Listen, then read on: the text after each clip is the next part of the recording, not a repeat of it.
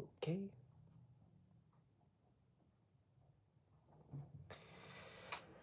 All right. I think I'm all set. It's been a little bit since I've done a live stream. Um,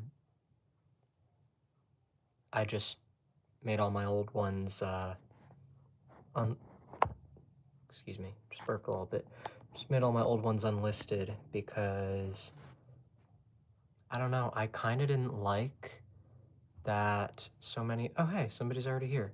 Um, I kind of didn't like that I was like oversharing in them, and sorry, I'm like constantly messing with my hair. That's why I have my hairbrush next to me, because behind my phone is actually a mirror. So right there, I'm looking at a mirror. This is a nice little setup. I'm on vacation. Been on vacation for a little bit, just getting away from the weather where I live. Are you trying an emo look? I'm not trying anything. I mean, if you saw the last couple live streams I did, I've had bangs for a while. I'm just doing whatever I feel like doing. It's always what I've done. Um, where are you at? I'm in Florida. I live in New York, so yeah, Florida is a pretty drastic weather difference this time of year. Although today it was kind of chilly down here actually, which is weird. But always better here than up there, weather-wise. Well, temperature-wise, I should say. Not necessarily all weather. We don't really get hurricanes up there or anything like that. But we get blizzards, and, you know, I mean, honestly, like, I get that hurricanes and tornadoes and shit like that, it's not great. But in terms of, like, frequency, the winter up there is constant. We get maybe 4 months. Reminds me of the 2000 era. Oh my, what, my hair? Um, yeah, anyway, we get like maybe 4 months of hot weather in where I live. So for the most part, I would say it's Orlando. No, it's near like Clearwater and St. Petersburg. It's in that area. Um, yeah, I was in Orlando though. I briefly went there, and I did. I don't know how to wear it tonight. Can't make up my mind. I have to straighten it every day. It's a bit of a pain, but I went there with my mom and my grandpa, and we went to Universal Epic Universe, which is relatively new. I think it's like half a year old, and it was pretty horrible. I mean, everything went wrong that day. It was just one of those days. It ended with me getting cold symptoms, and I was like, well, to top it all off, now I'm gonna have to deal with something that'll last at least a week. Um, and it did. I mean, I was better after about a week, but I still can't fully get rid of my cough. I mean, coughs, they linger with me anyway. Anytime I have a cold, I'm still coughing for like weeks later. So I was coughing earlier today a little bit. I can't guarantee I'm not going to cough on the live stream, but I've been better for a while now. It was at the end of February.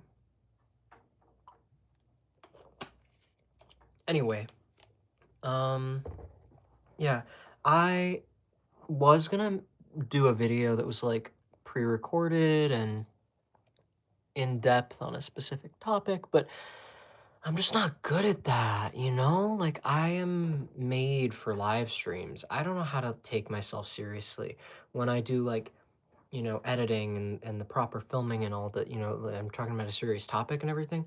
What ends up happening is I end up overthinking and say, this isn't a good take. Let me start over.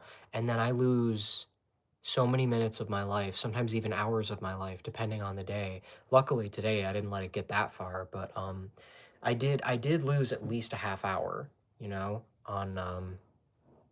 on failed takes of a video that is never going to be posted anyway. So I figured I'll just go live, and rather than call it the topic name that I was going to discuss, I'll just call it hi. And then I'll just talk about whatever I feel like talking about. It was also a little bit strategic because I thought maybe if I call it hi, people will be more likely to tune in because hi just feels so friendly and approachable, and it makes you wonder who's this. Maybe if you didn't know you were subscribed to me, you would see that and be like, ooh, but if you saw the title that I was gonna use, maybe you would have been like, "Pfft, not my thing." So I'm tricking people, or trying to anyway, into tuning in. Um, but so far it's worked. I got two more people than I would have expected. Actually, only one, because Aaron would have watched anyway. You know, Aaron isn't watching because of what I titled it. But there was one person who jumped in and commented on my hair, and I didn't recognize their username. So unless it's my stalker, um, then I at least got one person, and that's how low my bar is. So I'll take it. Um, anyway, yeah, it's just gonna keep moving. My God, what the hell? Whatever. It's fine. You have no idea how much time I spend on my hair on a daily basis. It's embarrassing and it's stupid. But honestly, I have nothing better to do. I've just been trying to get my life together. I feel bad for not reaching out. Oh no, you're good. I don't even remember when the last time we talked was. I had a pretty horrible year. The last time I did a live stream, I got into a car accident the next day, and you know, um, I was just I was dealing with like suicidal thoughts. I probably shouldn't say that on YouTube because YouTube gets weird about. I don't think it matters. I mean, realistically, people are so picky. They're like, oh, I can't say certain trigger words or YouTube will demonetize my video. I'm not monetized, and I'm pretty sure YouTube is already actively working to keep me out of people's algorithms and subscription feeds. I think YouTube is trying to like silence me because I've said too many words that they don't like. I've never been one to filter myself. Um, so yeah, I think the only videos of mine that actually are allowed to even get any attention are the videos that just went viral on their own because they were trendy. Topics like Melanie Martinez and Timothy Heller. That one I still get comments on. All my music posts. Um, you know, I'm really bad with phone calls. I have so many friends who have been wanting to have phone calls with me, and every time we do, we end up talking for like way too long, and then I get so drained. Um, okay, this is kind of good. I like this. But, even live streams, like I get drained just talking to myself, man. I I really I don't even know. I'm just very introverted. I'm a very hard person to keep in touch with. But I'm always texting. So texting me is probably the best way to keep in touch with me. I've never been a huge phone call person.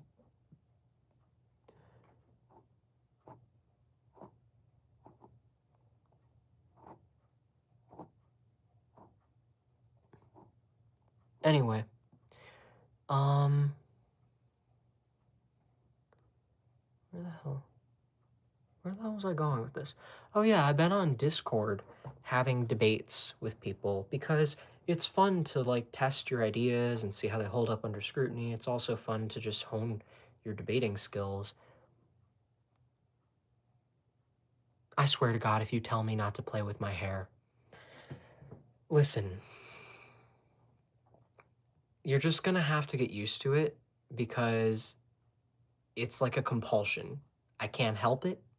At least I'm not addicted to drugs or alcohol or anything dangerous. It's my hair, man. Leave me alone. Um, j- um, I really am like just trying to claw. Your extremely gay side has arrived, dude. What does that even mean? Because of my hair? I've always been exactly the same, even with the hair. I mean, I've been obsessed with my hair looking a certain way for as long as I can remember. It's not like this started at a certain age. It's just that for a while, my solution was just short hair. I'm serious. Like for a while, I my solution to the hair problem was just not have bangs. But I got tired of it and said I miss my bangs. Um, last year. So I spent all last year growing these out, and look how far I got them. They're like halfway down my nose now. That's pretty good, but I'm gonna keep going because I don't know when I'm gonna stop. Eventually, I'll be like, that's too long, but I want to see what it looks like and how it works when I don't straighten it. When my bangs are really long but curly, how does the curl work? What happens? I'm testing things out. I'm experimenting. It's harmless. I'm in a stage in my life where I can just do shit like that, so I might as well. Um, how is Zach doing, you asked? Zach is okay. Uh, I haven't heard from him since yesterday. He sent me a text, I responded, and he never read it. Although I don't know, maybe he turned off his read receipts. But I'm not gonna get into it. But let's just say I had to send him kind of a serious text because I was like, you know, hey, how are you talking about? Without sharing information. Basically, it was the kind of text that you send somebody, and then you're kind of like anxious to hear how they might respond. So, have you asked if he wants to exchange numbers? I don't think so. I don't think he would, honestly.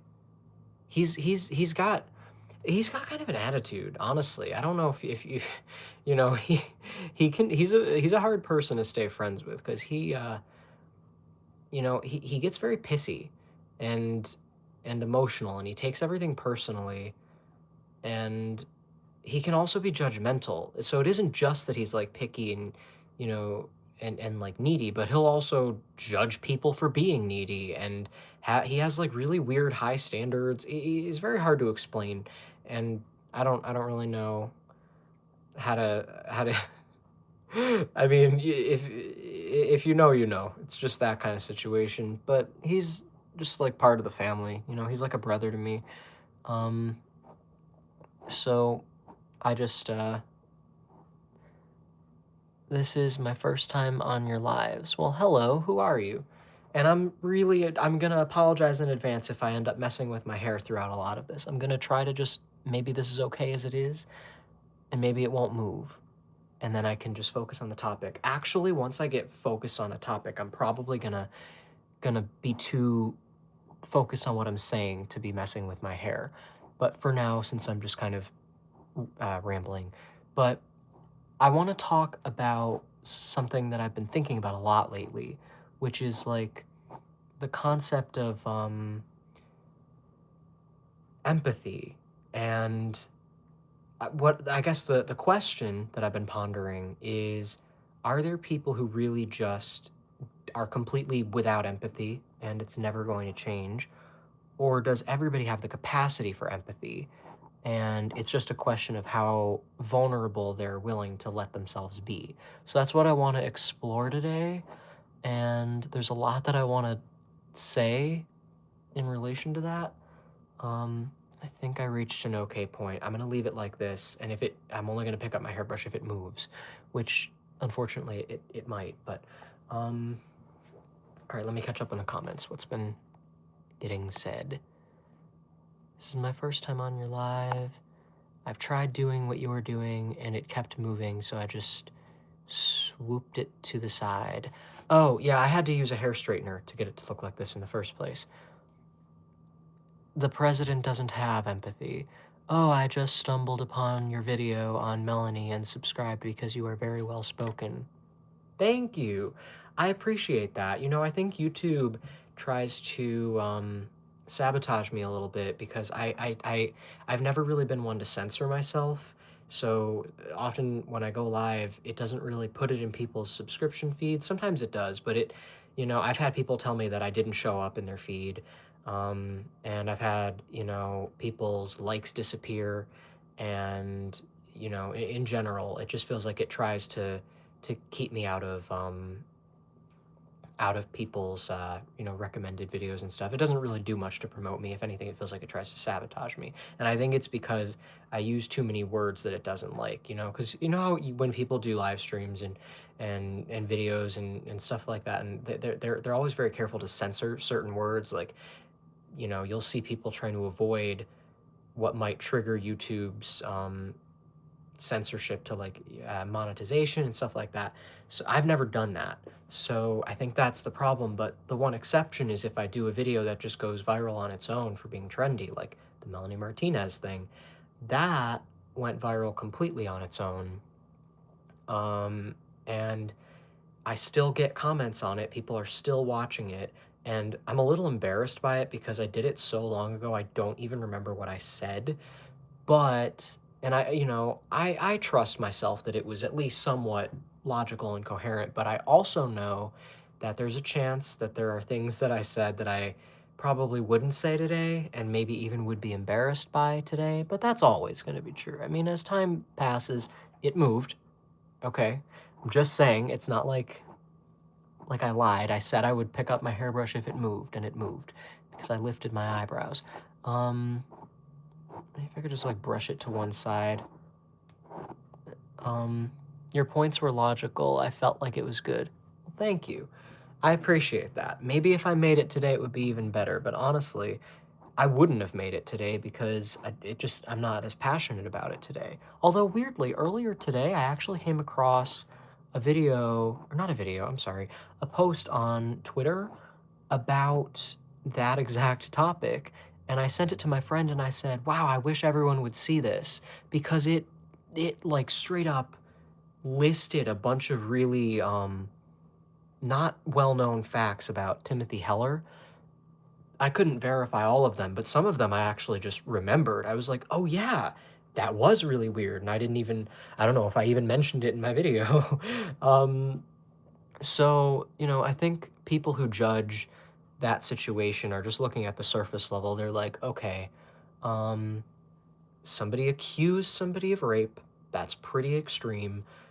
And therefore, you have to believe the victim. And nobody thinks beyond that. And then they add the layer of, and then she sent her fans to attack her. I'm sorry, by saying I'm sending her love and light always, she sent her fans to attack her? How does that even make sense?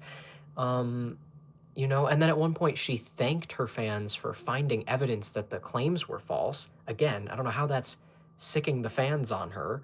And then she like never spoke about it again. She posted one song, again, just sharing how she felt, and never touched on the issue again in any capacity. She is not responsible for what her fans do. It's really that simple. And if I'm being completely honest, I kind of respect her self-restraint because I wouldn't have been able to contain myself. If I had that kind of shit going on, I would have been talking about it on social media. I would have been talking about it constantly, everywhere. But Melanie has kept her trap shut, and that's impressive. That is serious self-control. And it's like kind of choosing a higher vibration, just being like, I'm gonna take the high road. I'm not gonna stoop to like defending myself over false allegations, because I know it's not true and there's just no point. And I already said everything I needed to say, so just kind of moved on. One of my friends who didn't believe Mel said that the piggyback song was to mock the situation. Yeah, no, if you listen to the lyrics, your hair looks a lot better like this. Thanks, Aaron. Can you guys still hear me? I just got a random phone call from a Snapchat group that I forgot I was even in. And when I was thinking to myself, the only thing that messes up a live stream's audio is if I get a phone call. But who's gonna call me at this hour, I thought. I overlooked that.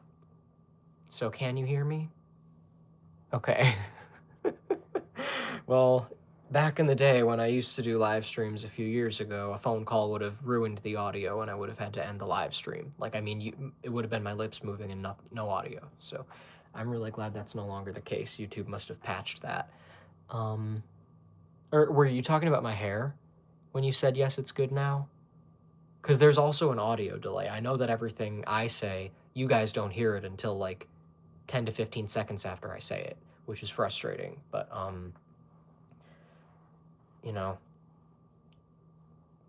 so that's always been that way. I don't think YouTube's going to change that. Oh, the audio's good too? Okay, cool. See, damn, that was a big delay. That was a really big delay. I wonder if it's even worse than I thought it was. I don't have another device here with me. I normally have like an iPad that I can use to play the audio on a, or play the video, the live stream on a different device and see if maybe it is an exact 10 seconds or something like that. But I can't do that right now, so I just have to base it on comments.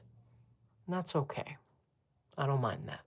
I'm gonna have a peanut butter and jelly sandwich when this live stream ends.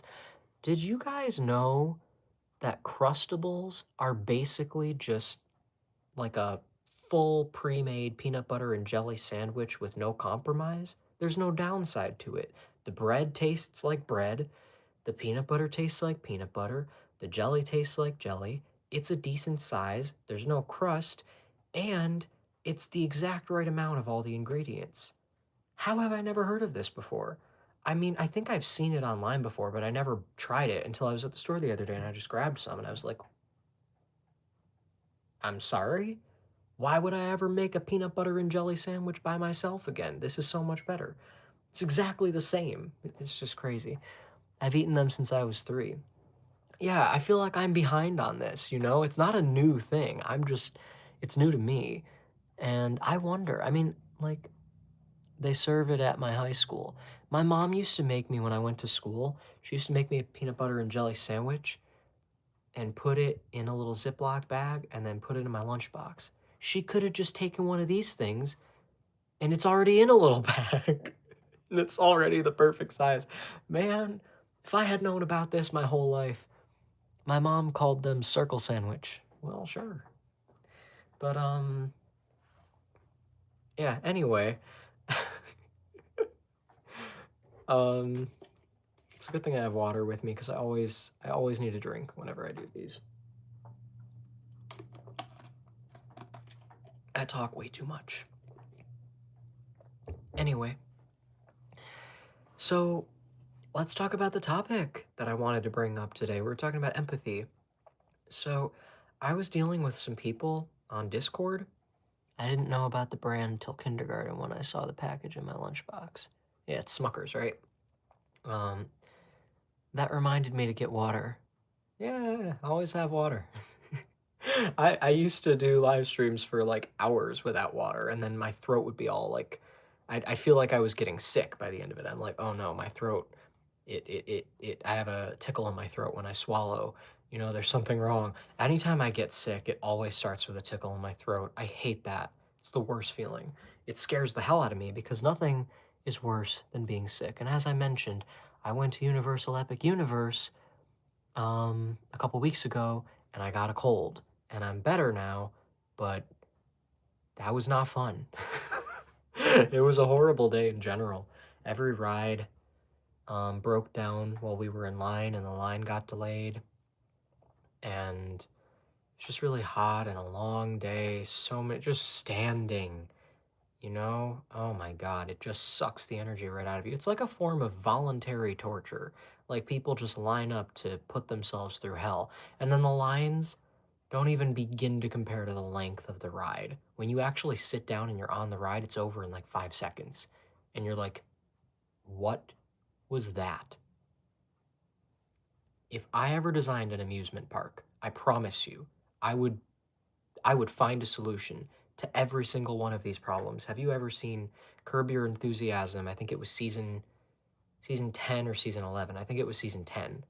Um, where I think, yeah, it had to have been season 10. Season 11, I remember the plot, it was different. So, season 10, Larry David goes into this coffee shop, has all these issues with it. The tables are wobbly, the coffee gets cold. Um, you know, the scones aren't really scones, they're muffins and whatever. And he opens up a Spite store right next door and fixes every single issue. He's like, tables are bolted to the ground, the chairs are bolted to the ground. Um, you know, the coffee mugs are self-heating. Just you know, there's hand sanitizer at every table. He had all these things that he came up with, and it ended up being a fire hazard. Um, but it was a Spite store. It was really funny, and I would totally do a Spite amusement park. If I were like a billionaire and I could afford to take the loss, I would totally do that. Just on a whim. What is this story from? Curb Your Enthusiasm. You never seen that show? I thought I said the name of it. Um, but anyway, it's on HBO Max. There's only 12 seasons and it ended. How am I gonna text you a link to a TV show? This is just find it on HBO Max. Um, I don't know what that even means. Text me a link. Um, so anyway, I wanted to talk about empathy because I met who I am pretty sure are some sociopaths. And I have met sociopaths in general lately, not just on Discord. Oh, no wonder I haven't heard of it since I don't have HBO Max. Yeah. Well, it started in the year 2000. It ran for I think 24 years, maybe even 25. I think it was just 24. Um and yeah, it was just a show about the actor Larry David, who wrote Seinfeld and did stand-up comedy and stuff. Um, and just his strange mind. And um he's playing himself on the show. HBO Max gets graphic with the nudity. So are you not allowed to watch it then? Do your parents like not let you or something?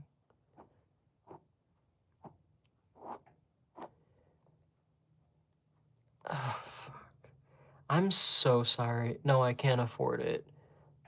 Oh, okay. Well,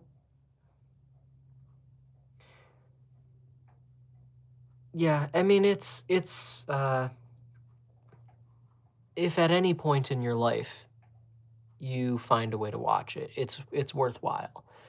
Um I want to watch The Pit and Heated Rivalry. I have not seen either of those, but I saw the SNL sketch Heated Wizardry and I thought that was hilarious. Um because Finn Wolfhard had just can I borrow yours? My what? My HBO Max subscription? It's not mine, so no. My grandpa gets it through Spectrum.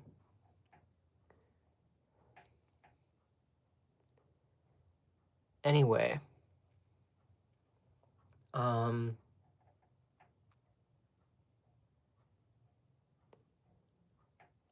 okay. I am so sorry with the hair. I know this is getting ridiculous. It's not getting it's been ridiculous, but like I just I can't get it in a way that I'm like comfortable leaving it. It just there's like little holes, you know? I mean, are you seeing this? There's these little tiny gaps. This looks kind of okay actually. I mean, it looks a little weird, but at least there's no gaps. That's the only part that bothers me is if it's like lumpy or clumpy or there's spaces. Those are the things that drive me nuts. I'm very OCD, so I get irritated very quickly, and I will always notice it. And my mom doesn't care at all. My hair will not even be straightened. Like it'll be a complete curly mess, and she won't notice the difference somehow. I don't know how, but it's a little bit ridiculous how much she doesn't notice it. To her, I just always look the same, I think. Um, anyhow. Um, man, I've been here for like a half hour. I haven't even started talking about what I wanted to talk about. Because every time, why should your hair be straight? You're not.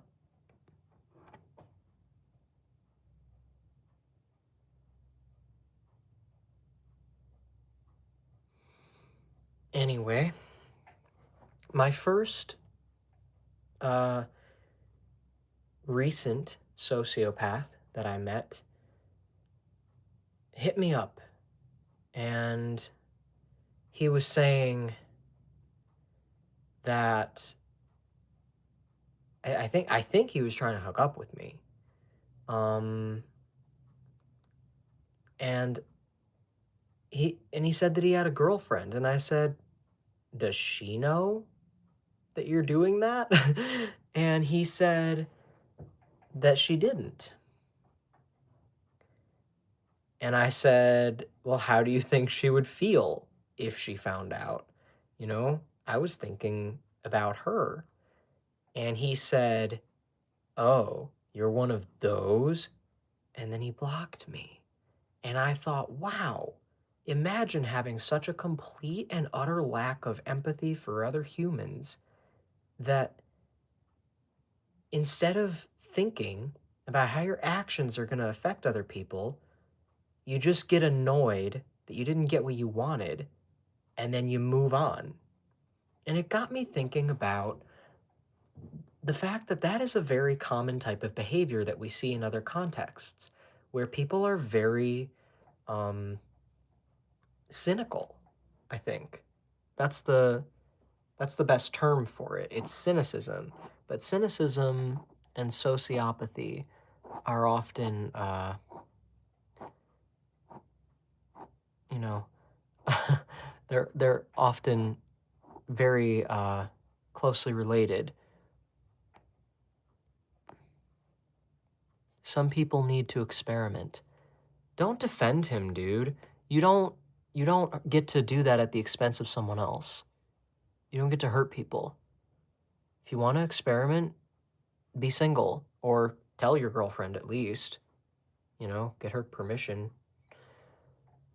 I gotta hop off here. My phone is dying and I need to sleep.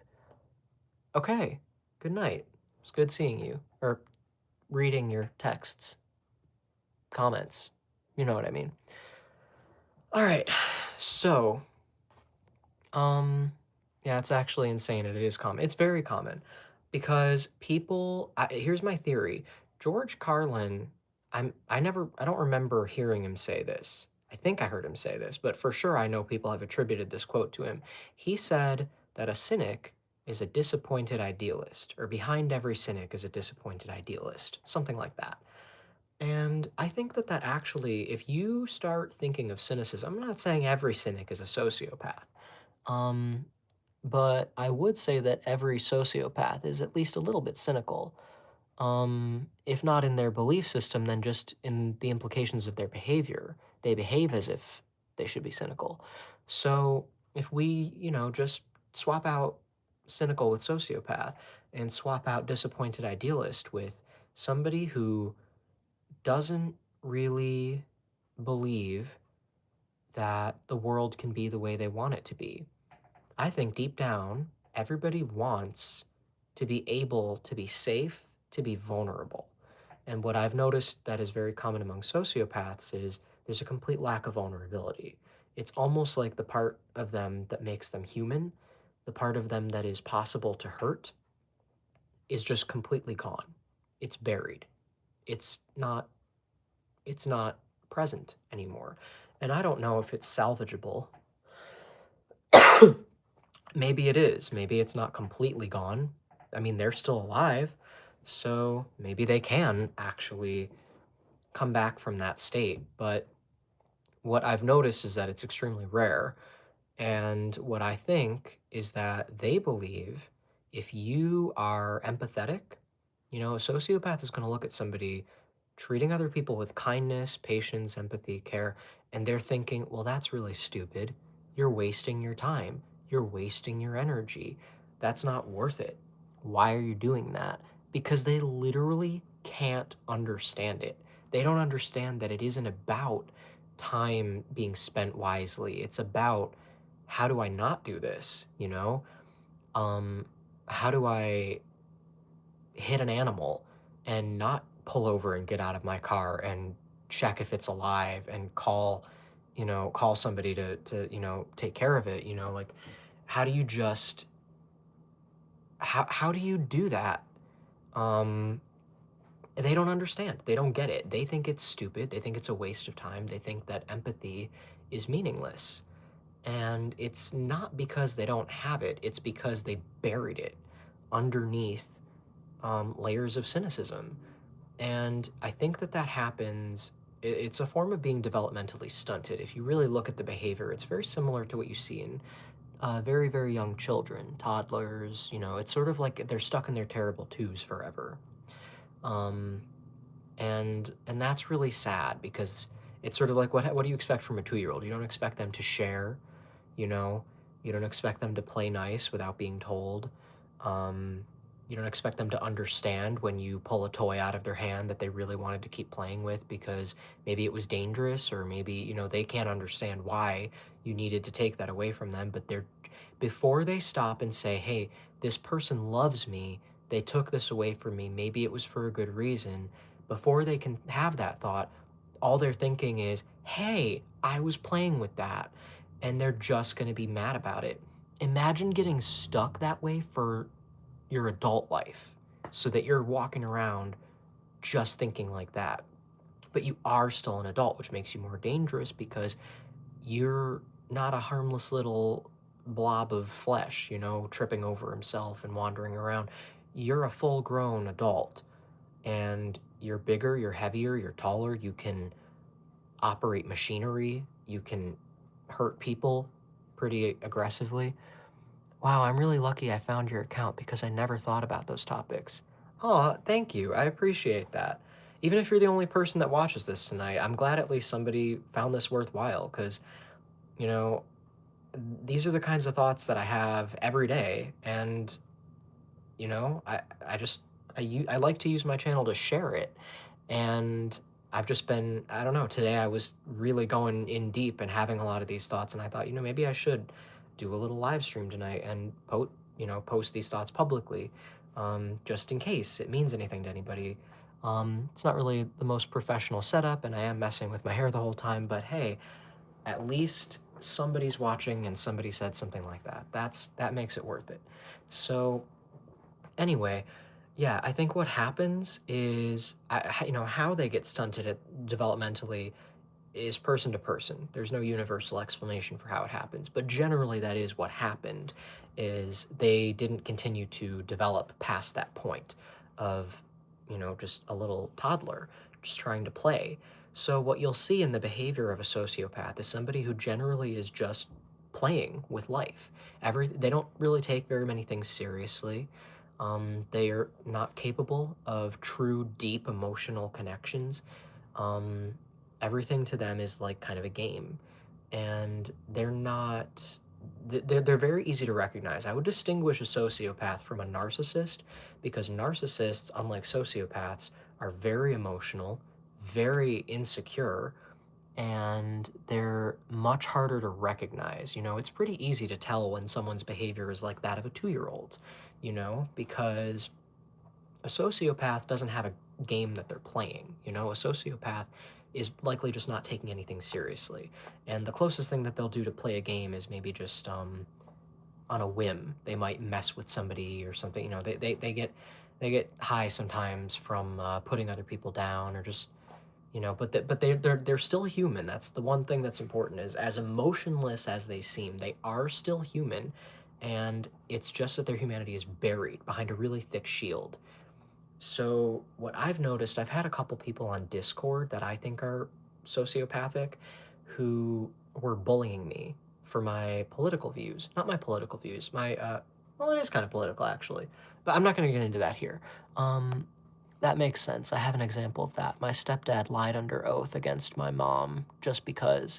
Oh yeah, I've heard a lot of stories about my dad, according to my mom, would just lie for no reason.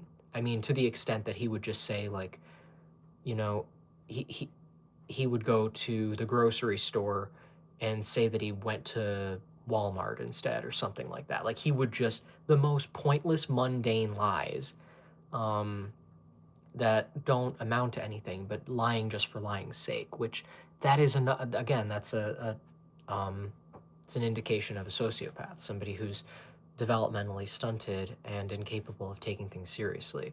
Personally, my experience with my dad, I I do think that he has some emotional depth. I've seen, his I've seen him be capable of humility. Um and I haven't really seen him engage in behavior that I would call just senselessly cruel. Um at least not that I can remember firsthand. Maybe at some point he did do that, but maybe he grew out of it because the version of him that I really spent the most time with wasn't that bad. And that's what I find kind of hopeful is that maybe people don't really have to be stuck one way forever. Um, maybe having kids had some kind of impact on him eventually, or maybe his wife had some kind of impact on him. Maybe she humbled him a little bit. His wife is a whole different explanation. I don't even know how to explain her. I'm not going to get into that. Um, I don't think she ever liked me. Um, I always felt kind of unsafe around her, just energetically. Not like I thought she was going to physically hurt me, but like her energy toward me was always a little bit hostile. And I felt it as a little kid. I used to have shared custody. My mom and my dad were never married. Um, and I would spend some time with my dad and his girlfriend, who's now his wife. And then I would spend most of the time with my mom and her parents, and that was my childhood, basically, until I was 12. Um, just for a little bit of brief context for what I'm referring to. But yeah, um, I think that I was talking about narcissism too. I think the reason that I would distinguish between narcissism and sociopathy is that what I've noticed with narcissists is that rather than just treating everything like a game and not taking anything seriously, the issue isn't so much that they're immature as much as that they can be really intelligent. Technically a sociopath can be too. Either it really doesn't have anything to do with intelligence, but it has to do a lot with emotional intelligence and emotional maturity. Um, and narcissists are generally a lot more protective because I would say that a sociopath is like an even more guarded version of a narcissist. Um, and technically these terms really are simply defined in these ways. The reason that I'm using them the way that I am is because of their basic definitions. A narcissist is basically defined as somebody who is generally focused on themselves. They prioritize themselves. They're a little bit obsessed with themselves. And a sociopath is generally defined as somebody with a lack of empathy and a lack of, appropriate social behavior in social situations. So that's generally the difference, between the two things, just definitionally.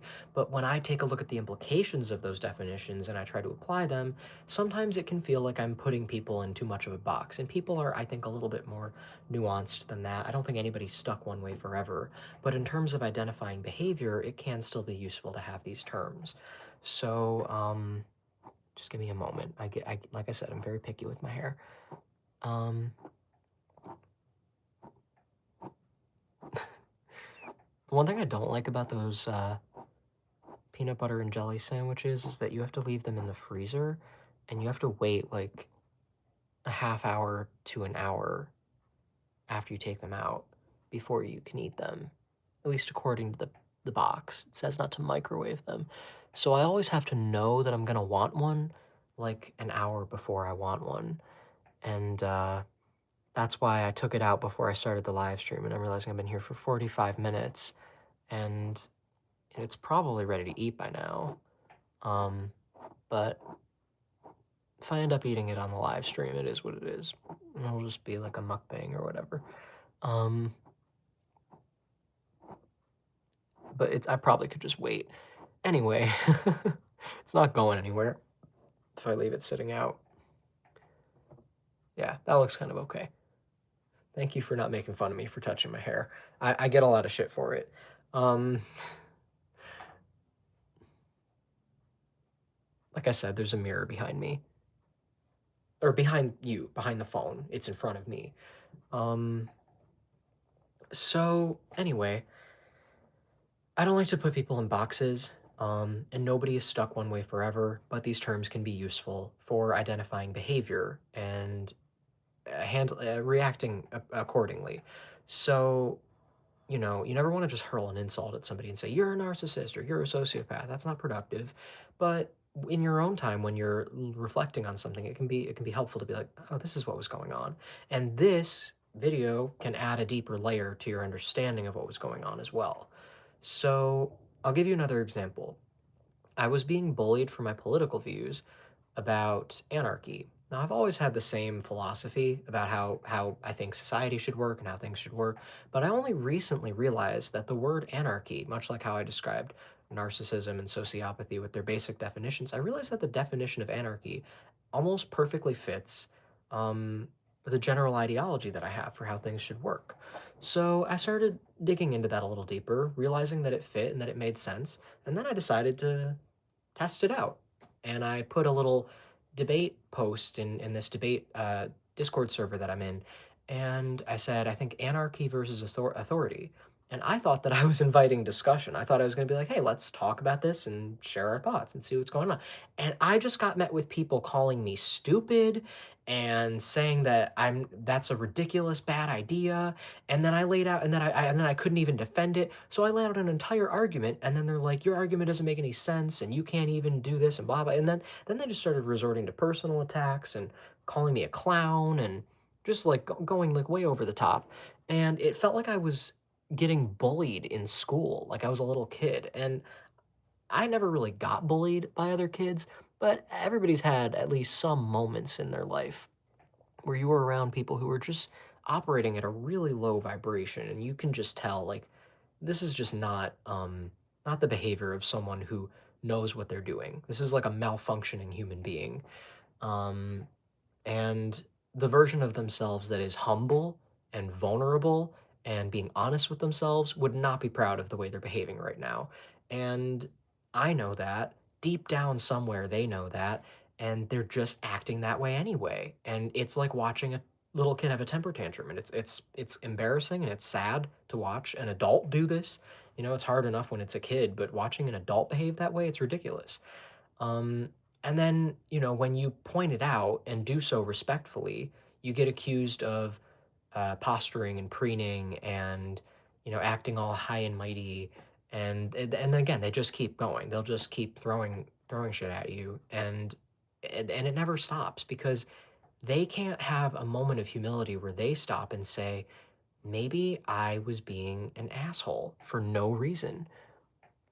See, when people disagree with a statement, some people don't even try and have a conversation. They get childish. Well, yeah, because the real way to have a debate, in my opinion, is this is the strategy that I use. And I actually only just recently developed this. I've always done it my whole life, kind of like with the anarchy thing, where it's like I've always had the same ideology. I just never knew what to call it. But everything that I believe in, I don't usually credit sources because I came to it on my own. So even if it coincides with like Socrates or, some other philosopher's ideas or whatever, um, I I did not figure it out by asking them. I figured it out myself.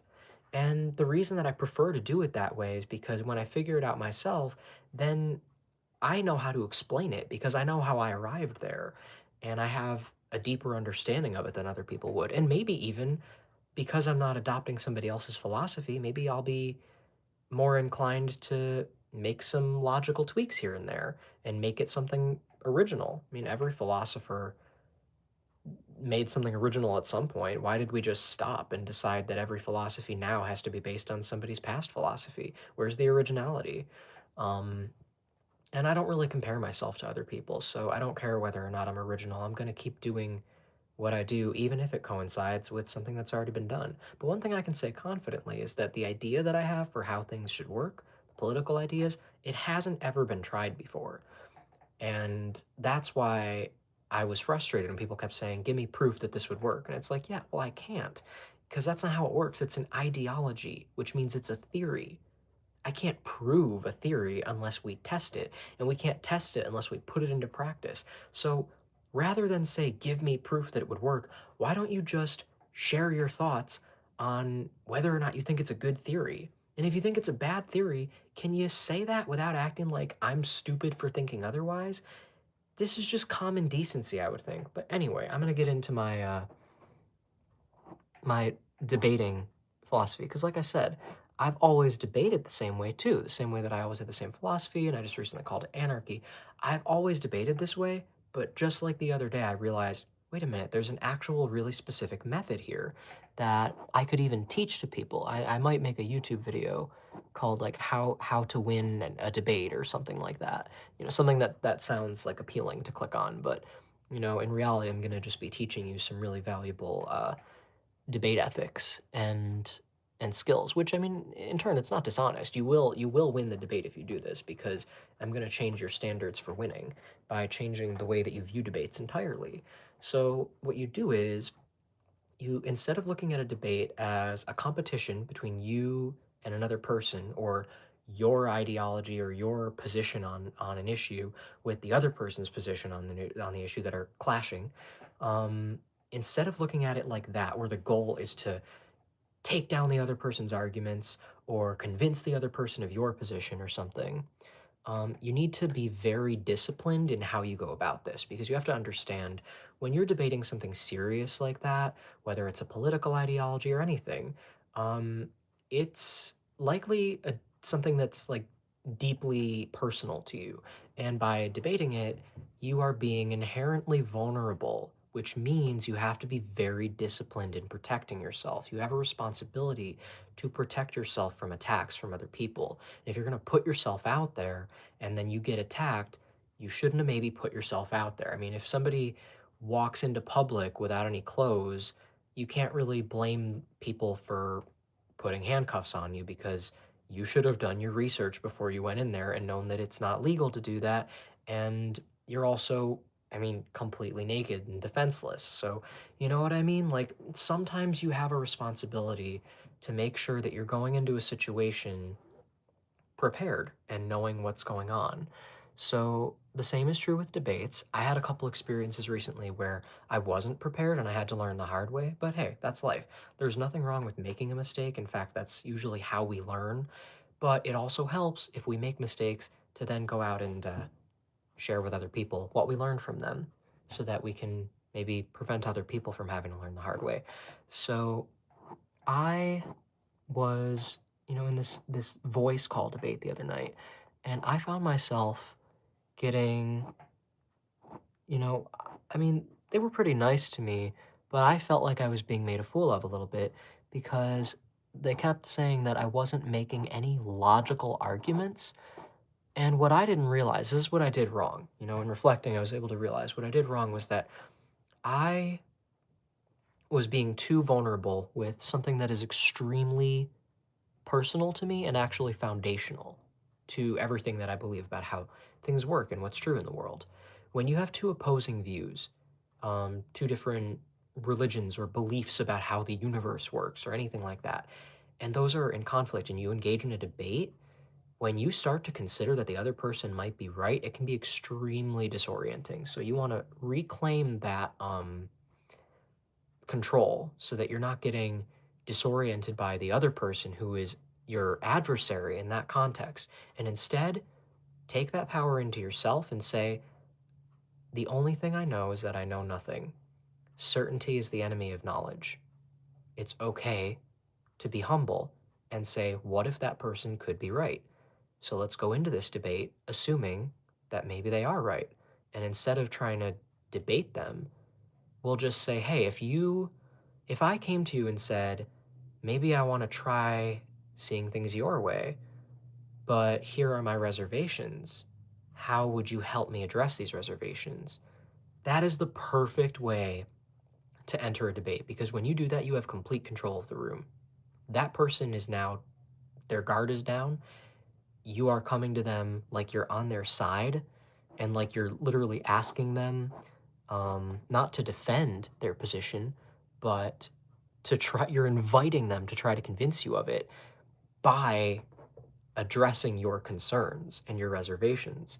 So let's say that somebody was pro-life and you were pro-choice. You would go into the pro-life person and say, maybe I could be pro-life, but here are the reasons that I'm not. Can you help address these concerns? So that way, instead of attacking their arguments and, they're attacking your arguments, what's happening instead is they're actually trying to take your concerns seriously and and make you feel more comfortable accepting their worldview. And the best part is there's no pressure to do it. You're not saying, if you can address all of these concerns, I will accept your worldview. You're just curious to hear what they would say to address those concerns, and then you can decide on your own if it's worth changing your mind. But the one thing I can guarantee that that will do is it will lower the other person's guard. So, um, then what you want to do is, if you don't change your mind by the end, then you say, okay, now let's try this the other way around. I'm genuinely going to start taking notes from your topic since I'm still in high school and developing. It's good to have advice and learn. That's awesome. Yeah, definitely. I would recommend that. Because this is stuff that I wish I would have, learned even sooner. Um, this is really useful shit. So then what you want to do at that point in the debate, if your mind wasn't changed, which is most likely, but to be fair, give it a genuine chance. Like I said, you have to go in humbling yourself, saying, you know, uh, certainty is the enemy of knowledge. That's the key that you want to take into every debate, as well as boundaries. You want to make sure that you're not taking anything personally. So those are the two keys. Don't take anything personally, and certainty is the enemy of knowledge. And uh, like in poker face, hold your hand close to your chest. Don't show your cards, don't play your hand yet. Make sure that your opponent does not fully know what your position is. Don't make yourself vulnerable. Just be curious and work with that. What that'll feel like is almost like two uh, teammates working together cooperatively to dissect a position on an issue or something, a belief, and dissect its validity and figure it out. It'll feel cooperative. If they fail to convince you by the end, they address all your concerns, and you say, "I'm still not convinced." That doesn't mean, okay, now they have to believe in your ideology, but it does mean that it's reasonable for you to say, "Can we now try it the other way around, where you maybe just humor me and say, what if I were to consider your ideology? What would my concerns be?" So then they can start asking questions about your position from that same humble place, where they're not asking questions rhetorically to try to prove a point, but they're asking because these questions are the reason that they're not already agreeing with you. Like, for example, I'll use the pro-life pro-choice debate. It's a perfect example. And I'll give you an example of both sides. Let's say you said, all right, you're pro-life, I'm pro-choice. um, I want to be pro-life with you, but one of my reservations is I just don't feel good telling a woman that she has to give birth when she doesn't want to, because that's a process that cannot be reversed. Once her body goes through that, there's no undoing it.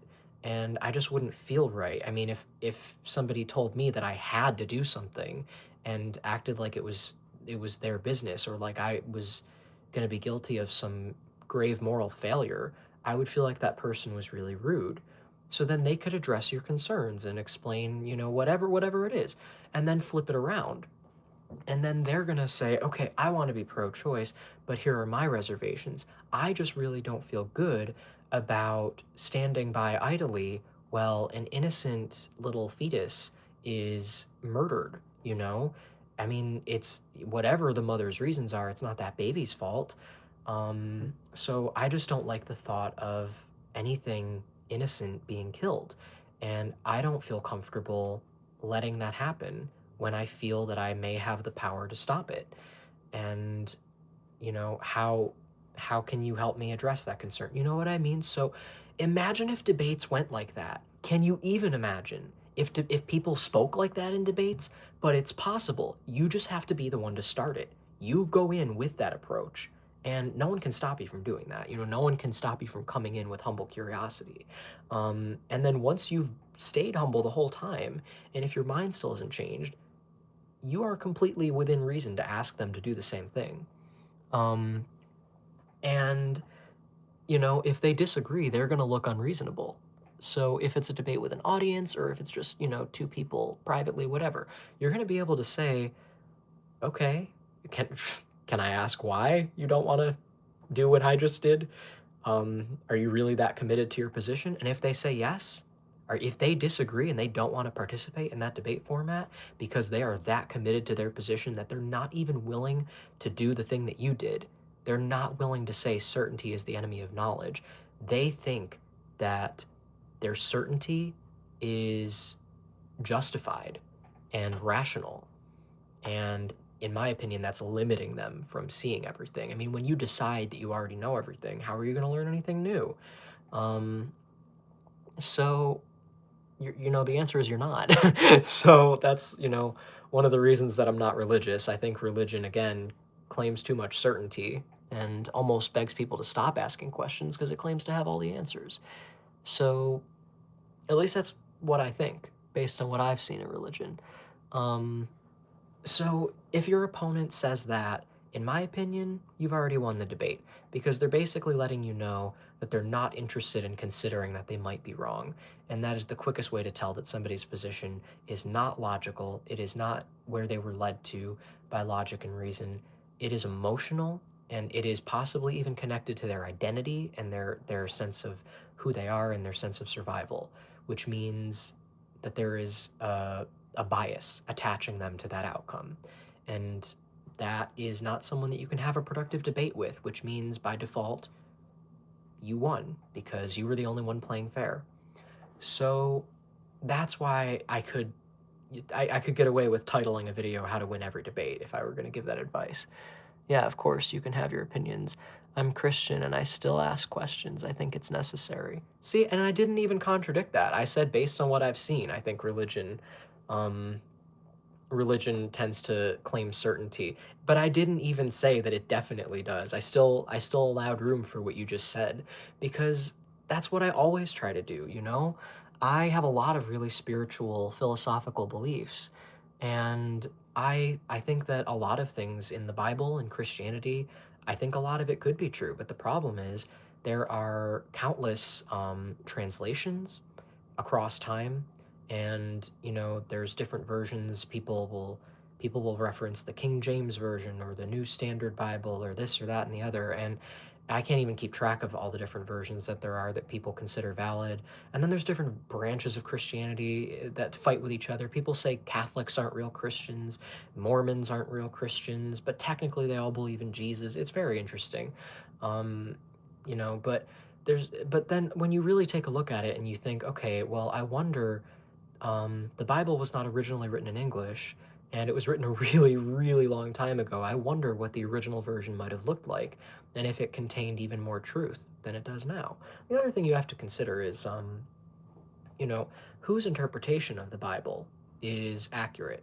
Because people like to say, I think the problem with religion, people like to say that, um, as there was somebody who was debating morality with me, um, and he wasn't really trying to debate it with me, but he just made a comment about how subjective morality is stupid because we need objective morality for this, that, and the other, and he had his reasons. But I just stepped in and said, okay, and this was me using my debate tactic. I like almost humored his position, and I said, okay, so if we're using objective morality, whose standards of morality should we be trusting? And that immediately forced him to realize that we are subjective beings. We can popularly agree on something, but that doesn't make it objective. We don't have access to objectivity. We're trapped inside our bodies. We can't just leave our bodies and have an objective experience. We're always having a subjective experience, um, which limits us. So even if there was objective morality, we would have no access to it.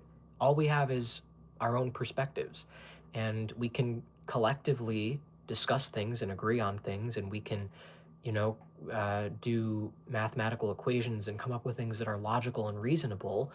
And we can say, yeah, this makes the most sense, and this is a fair statement and everything like that. But you can't actually claim 100% certainty of anything, because in order to do that, you would have to you'd have to know everything, and as long as you're not God, that's never going to be possible. Um, so it's basically just an acknowledgement of the fact that you're limited. So he couldn't come up with an answer to that other than saying God. So when I said, whose standards for morality are we using, he said God, and I said, okay, now whose version of God, whose idea of what it means to be God are we believing in? And he just kind of he stopped engaging after that, because there was nothing left for him to say. But if he did try to keep engaging, I could have just kept going. If he said his version of God, um, that would have been the most honest answer, because that really is what he was trying. That was what trying to back him to a corner to admit, is that everyone wants to believe that their religion is the truth and that everyone would be better if they followed their religion. But at the end of the day, even your religion is still based on your interpretation, because what happens is, um, a religion is created and then it is sent out into the world, possibly mistranslated, and even if it's translated completely accurately, it can be misinterpreted. Two people can read the exact same sentence and have completely different ideas of what it means. And there are people who adamantly argue that the Bible is meant to be taken literally. And there are people who adamantly argue the exact opposite of that and say that no, this was metaphorical. And there's no way to actually objectively prove one of them right over the other.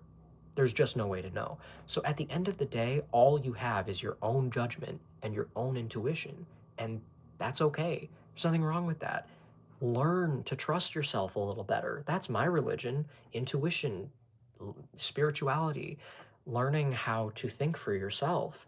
Because we live in a society that conditions us to be obedient. It's in the culture, it's in the school curriculums, it's the way that things are set up. We are trained to be obedient instead of free thinkers. We're trained that you get in trouble when you're disobedient. You have to go to the principal's office or get suspended. You get yelled at, you get put in timeout, you get arrested, you get put in handcuffs, and you go to jail. You know what I mean? Like, all of these things condition us to be obedient. And what does it stop us from doing?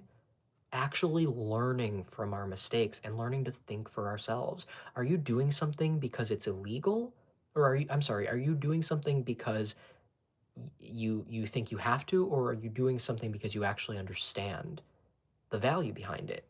Like, the reason that you're not going around murdering people, is it because you don't want to get arrested? Or is it because you don't have a desire to murder people in the first place? Because you have empathy and that was allowed to develop. The thing is, in order for people to develop themselves, you have to trust them a little bit. You have to trust that they're going to be able to learn from their mistakes. And the systems that we have in place right now imply a complete lack of trust in people. It's extremely cynical. It implies that people can't be trusted to make decisions for themselves, to know the difference between right and wrong. And people think the solution is to impose, a supposedly objective idea of right and wrong on other people, which is just not fair, because it's still just those people's idea. There was a time when a very large number of people popularly agreed that slavery was okay, and yet it still wasn't. I'm sure that there were a few slaves who even bought into it themselves. I don't think every slave thought that they were being, mistreated and victimized. I think part of the problem is sometimes when you're victimized, you actually believe you deserve it. I mean, it's just common sense. Think of how many people are in abusive relationships with abusive partners who have successfully convinced them that they deserve that abuse, that, they deserve to be hit. And, they just have to take it and accept it. It's very easy to convince someone that your version of what should happen is objectively true. And there are people who are more susceptible to that. And I think that when you grow up in a culture like this, a culture that talks so much about objective morality and right and wrong, and is very judgmental We live in a culture that's very, very judgmental and very opinionated. When you grow up in a culture like that, I think it conditions you to be more susceptible to manipulation from people who want to claim that they know the difference between right and wrong. That, they me personally, I feel like Christians can be spiritual. If we don't understand scripture, we pray and ask God to enlighten us on what his words mean. Yeah, that is true. Yeah, well, yeah, that's what I mean. Like, I know spiritual people who believe in Jesus, and I'm not here to tell anybody that they shouldn't be Christian.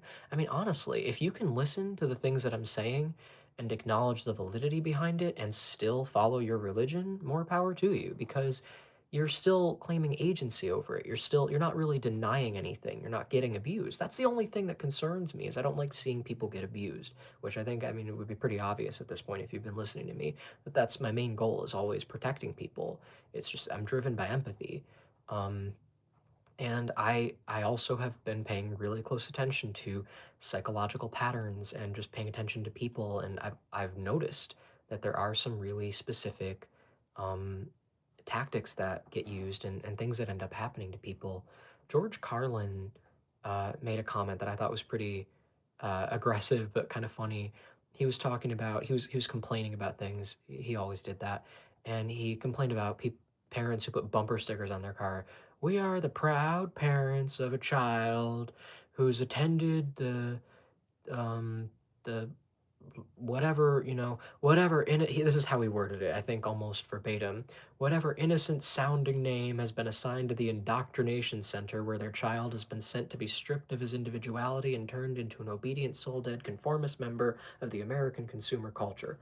God, that was a mouthful. Um, anyway, um, yeah, so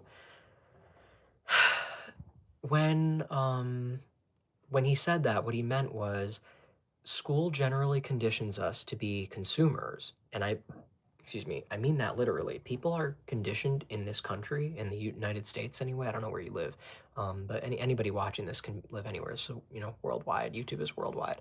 But, in the United States, it's basically just like a giant shopping mall, which again is a George Carlin quote. Um, but really, everywhere you go, somebody is trying to sell you something. People walk around wearing merchandise, advertising things. Everywhere you go is an advertisement. And almost everywhere you go, you're being encouraged to spend money. And, it very rarely is going to small businesses or anything independent, anything where you actually know who you're handing your money to. Most of the time, you don't see where your money ends up. You lose it and you gain something that you probably won't even use. I mean, most of the time people spend money on useless shit. It's because advertising worked on them and, you know, they spend money they don't have on things they don't need. And they probably won't even use it anyway. And that is just a really sad reality. People get scammed, people get overcharged for things. It's ridiculous. But the scariest part is not knowing where your money ends up. And oftentimes it ends up lining the pockets of people like Elon Musk, who, by the way, is getting close to having $1 trillion. He's going to be the world's first trillionaire. That's insane. What's he going to do with all that?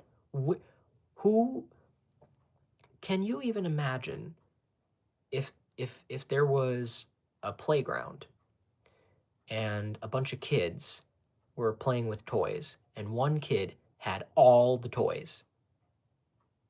Wouldn't that kid just have all the other kids go over and just say, hey, you have to share? At what point would the teacher say, hey, share to the little kid? Probably very quickly, you know? But because we have a system that normalizes this, why does one person have so much money? Yeah, that's a question a lot more people should be asking. Not enough people think that. People defend this guy. That's how he got so much money, is people keep buying his shit. Um, and I know $1 trillion sounds like a lot, but like if you really look at the numbers, it's more than you even think. Like, think of how many zeros that is, and think of how much money you spend in a year. That amount of money could not be spent by the average person in like 10 lifetimes. It's it's insane. And he's just hoarding it all. I don't see him investing it in anything. I don't see him trying to make the world a better place. I don't see him funding systems that are going to, keep people housed and fed and taken care of, you know? Um, and supposedly he's like in good with Christians. Like supposedly Donald Trump is a Christian, who again, Christians are supposed to be empathetic people. You know, Jesus talked a lot about empathy. Jesus talked a lot about taking care of people and being kind, and loving people even if they're different from you. These were things that were in the Bible. Um, because Jesus was, in a lot of ways, Jesus was like an activist, and I don't really know what Jesus was, spiritually in terms of like divine, I don't know if I don't really know exactly what Jesus was. Um, maybe he was actually God or the Son of God or just some really, powerful, respected spiritual entity or something. I don't know what the situation is. Maybe he was an angel. Um, I don't know. I don't claim to know, and I'm not going to pretend that I have any way to verify anything that I might think.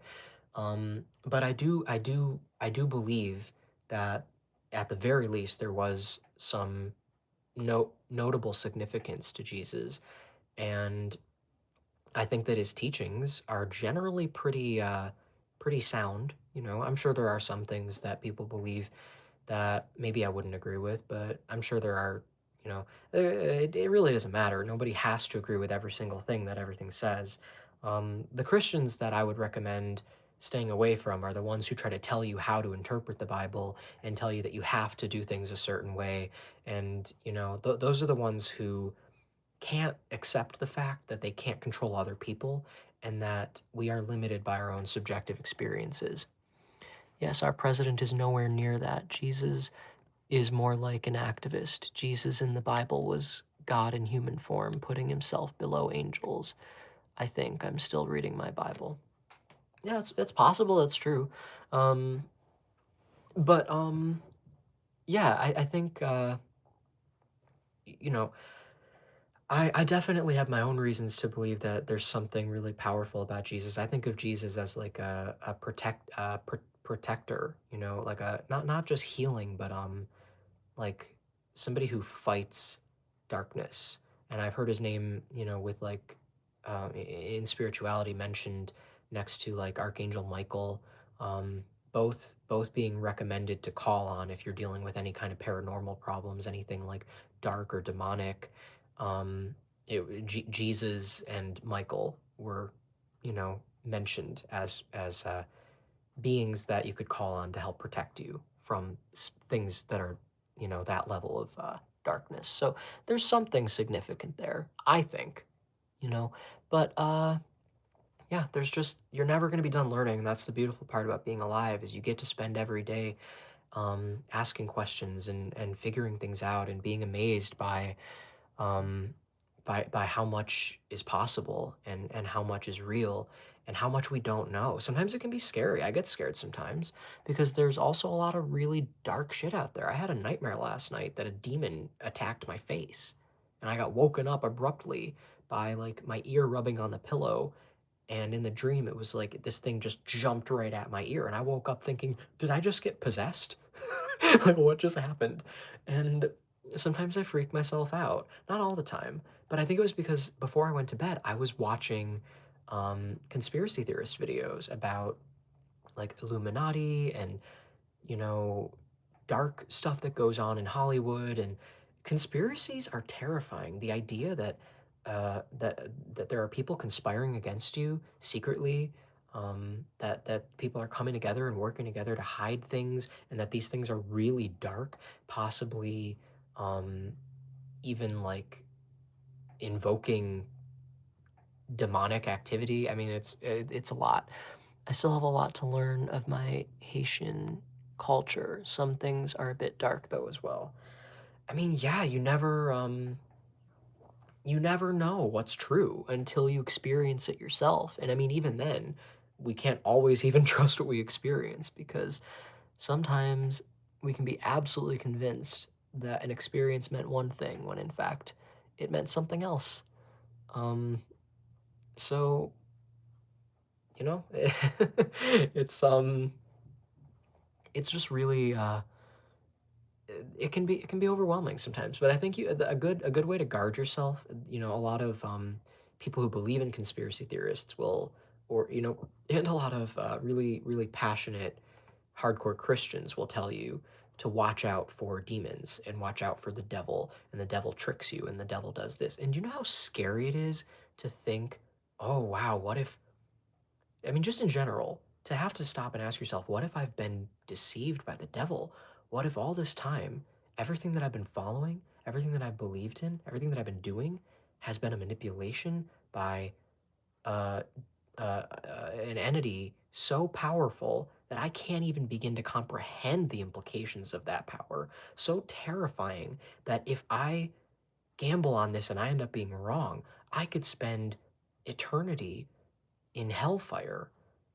And what a horrifying thought that is to put in somebody's head. That's traumatic, you know? Um, because if you actually stop and consider it in real time, you can feel completely like the ground beneath you shook and you don't even know how to stand on your own 2 feet anymore. Um, it's destabilizing, it's terrifying, and it doesn't actually help us get closer to the truth. We are most tuned into the truth when we're calm, when we've put our egos aside. And I think a good rule of thumb is if anybody's ever telling you that it's demonic to humble yourself, to put your ego aside, and to tune into your intuition, that person is not your friend. And that person is not trying to help you. That person is probably brainwashed and probably just projecting their own fears onto you, which you have to protect yourself. Always protect yourself. That is another good rule of thumb. Never anything wrong with self-defense. Um, so yeah, that is something that I would highly recommend is you just make sure that you maintain your boundaries. But yeah, that kind of stuff can be scary. I do think that, it's real. I've seen a lot to indicate that there are actually a lot of spiritual things that exist just as much as there are, angels and light beings, that there's also really dark beings and beings that exist to drain your energy. But I don't think it's as dramatic as, I think that the scary part is this fear that it's life or death. I think if we got the fear out of our heads that you're going to have to spend an eternity in one place or the other, that you're going to die and it's either going to be an eternity of suffering or an eternity of peace, if you get that idea out of your head, you realize that the stakes are not as high. Um, and it makes it a lot easier to just relax and be like, okay, I don't have to know everything right now. It's okay. Let's just keep going and see what we learn. But that fear tactic, I think, the reason that I believe that it isn't real is because it resembles much too closely abuse tactics that people will use to scare their victims into doing what they want. They make you think that the stakes are much higher than they are. That's what darkness does. It deceives you. I mean, there is some truth. I mean, think of like the devil lies, the devil is the father of lies, things like that. Those statements track when you measure it by like dark and light, because what does darkness usually do? It usually tries to trick you into thinking that you're in a lot more danger than you're actually in, just so that you can be afraid, and then it feeds off of that fear, and then it can haunt you, and then you end up with paranormal problems in your house, and you end up having nightmares like the one that I had, and you end up, because you're feeding it, and that's where it gets high, is when you feed it and you give it attention. Because what happens when you fear it, when you give it that fear, you're basically acting like you don't have God's protection. You're acting like you don't have the ability to just relax and say, no, it's okay. God loves me and I'm safe. I'm in God's universe. I mean, these are things you can keep reminding yourself. If you ever question if God loves you, say, well, God has no reason not to. If God exists, then I am part of God's creation.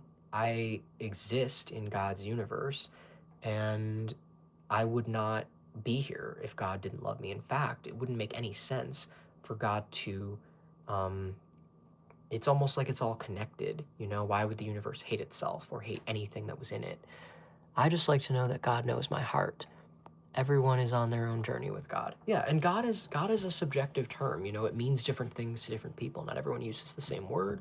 And if you want to be generic, you can just say the universe, or or love, or just a higher power or something. You don't even have to give it a name, but as long as you know that you are within that power's protection, that you have safety, um, and that nothing dark can actually hurt you.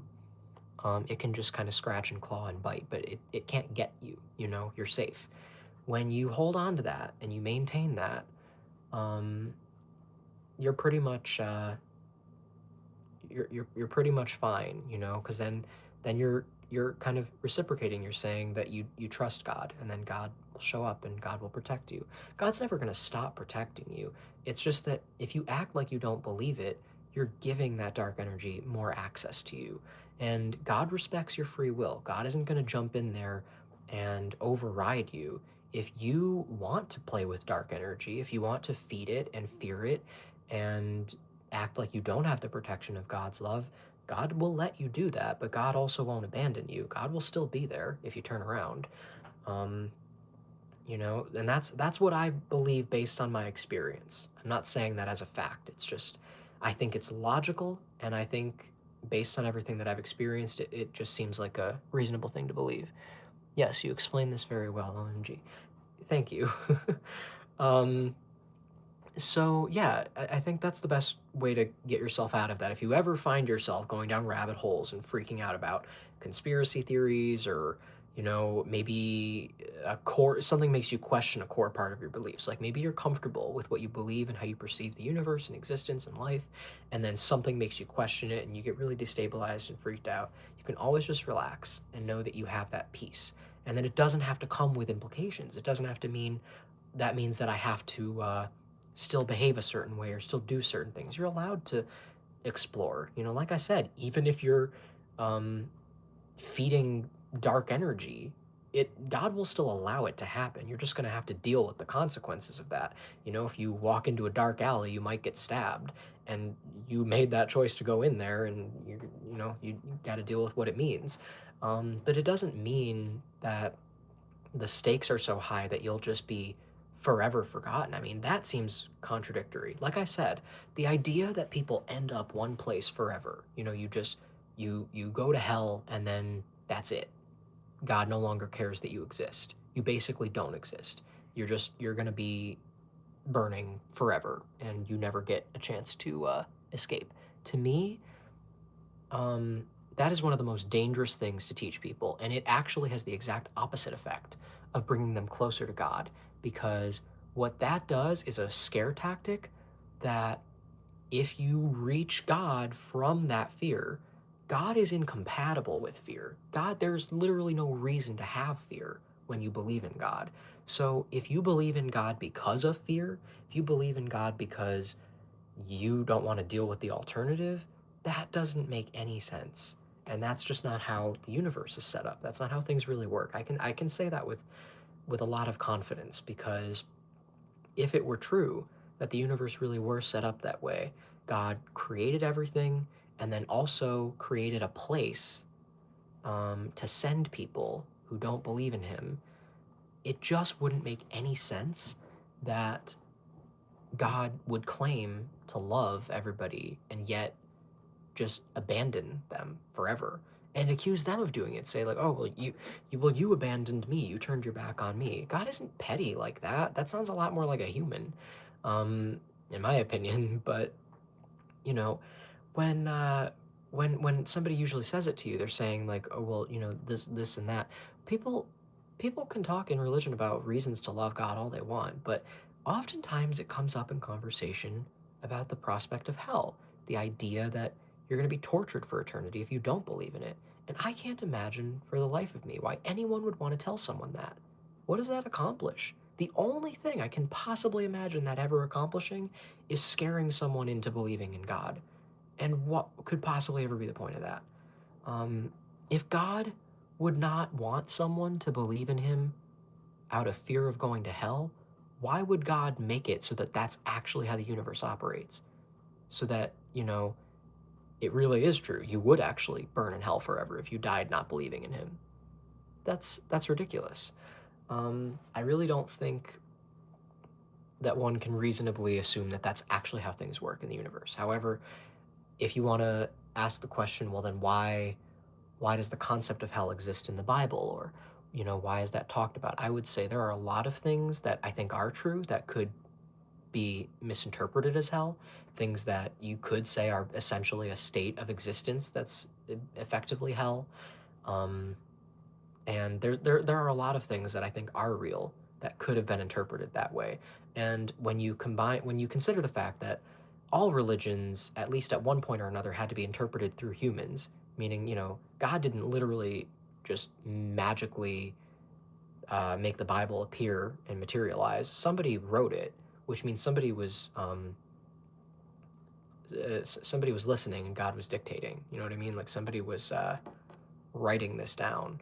And when humans do that, when humans write, and what I've noticed is that when spirit communicates with us, it is still ran through our own interpretation. So, um, even thousands of years ago, when the Bible was being created, we can't guarantee that even the first person who wrote it, or people who wrote it, were actually getting divine information. And even if they were, which I think they likely were, otherwise it wouldn't have, there wouldn't be that many things in it that seem to make sense. But, um, it's very possible that a lot of things were ran through human interpretation, and that it was, you know, uh, slightly, it was like, well, this is how I interpret that, so this is how I'm going to write that. Um, and when it was, translated, and then there's just so many different versions of it, I think a lot of things got lost and reinterpreted and twisted around, and it's just very interesting. It's so interesting, human behavior and human history and the things that people believe and don't believe and the psychology behind all of it. It's fascinating to me endlessly. But shit, I keep forgetting to drink. This has been sitting here the whole time.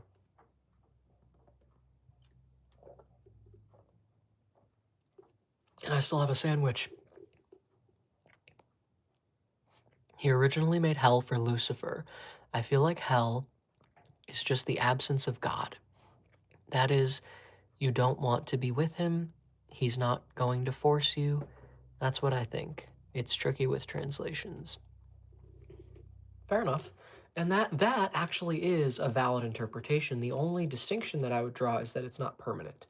And that's actually a very easy translation mistake to make, is to indicate that once you end up in hell, you can never get out. I think it's very easy to buy into the idea that maybe that was never the case, you know? Um, because if hell is simply the absence of God, and yet God is the creator of the universe, I mean, God is effectively everywhere, then can you ever really be without him? You can maybe believe that you're without him, and God will respect that belief, but is it ever really true? I don't know. Maybe not. Um, I don't think hell is really a place. I think it's a state of being, a state of mind that we experience, and I think we experience it even while we're alive. Um, that's just my take on it. And as for Lucifer, I really don't have much to say. I don't really know. I never really hear Lucifer's name come up in the spirituality teachings that I've experienced and learned from. Lucifer's name has never come up, and I should have asked, honestly, because I do have my own curiosities. I wonder what my friend Ivy is a really good person to ask, because she's been learning about this stuff her whole life, and she's read the Bible, and she knows all sorts of things. So I'm curious what her opinion is on Lucifer, but I don't have a strong opinion. I'll take the Bible's word for it for now. Maybe there's just this fallen angel who really didn't like God. That'd be interesting. I wonder why. I mean, what triggered Lucifer to do that? Was it inevitable? Was it just like by default there had to be an opposite of God? There had to be an absence of God? I don't know. I never really thought of the devil as a person. I've always just thought of it as like an inevitability, as if everything has an opposite. That seems to track. I feel like everything does have an equal opposite, at least energetically, not necessarily physically. Physical things can't have opposites because physical things don't have meaning until we assign it to them. But, where meaning exists is where we exist. And where we exist, opposites exist.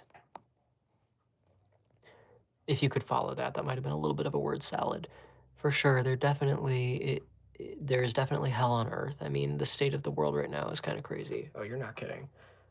Things are very dark right now, and I think that we are in the process of a kind of awakening where people are starting to wake up to a lot of the things that I've been talking about in this video, like cultural conditioning, things that they have been brought up to believe are true. People are finally starting to say, "Wait a minute. What if I was wrong about this the whole time?" And that can be really scary and disorienting, which is exactly why you need people like me coming out and helping you to stay grounded during that process. I think debates are extremely healthy to be having right now if you use the tactics that I gave you. Um, because that is how you can evolve and learn and grow, is by challenging your ideas and seeing if they hold up against scrutiny. But you have to do it in the way that I told you, otherwise you're going to get yourself hurt. You have to be very careful. I've been through plenty of debates without those boundaries, and it never ends well. um, so that's what I would recommend. um, but yeah, we're at a time right now where things are starting to fall apart. Things that were built on manipulation, dishonesty, lies. Again, I referenced George Carlin. He said, "Bullshit is the glue that binds us as a nation." And it really does. Bullshit really holds everything together. I actually have a take on that. He didn't think humans would be disciplined enough to follow God. Lucifer hates humans. I also think jealousy was a play. Then again, I'm still learning. Well, I think that's possible, but then if that is the case, I would just kind of say that Lucifer just sounds like a disgruntled human. Um, but maybe they're just like in the form of an angel, because that what you just described is interestingly the original topic that I started with, which is sociopathy, cynicism. A cynic is a disappointed idealist. And that is often what I think really dark people believe, is people who are cruel, people who are hateful, people who bully, people who treat you as if you don't matter, people who just don't care that you're human, who seemingly have no empathy. Um, that is generally the belief, is that humans are not good. And that was actually in my anarchy. I couldn't think of the word, post, my anarchy thread on Discord. That was the main argument that people were making, is that people can't be trusted to think for themselves and take care of themselves, because people are basically bad. And then I argued, okay, so you're saying that everyone just wants to murder everybody, and the only reason we don't is because somebody else said not to? Let's humor that idea and say that it's true that when you are born, you're just really, really bad, and you're going to do a lot of really horrible, cruel things to everybody. And the only way to behave appropriately is to be forced to. I don't know about you, but that almost kind of dehumanizes you.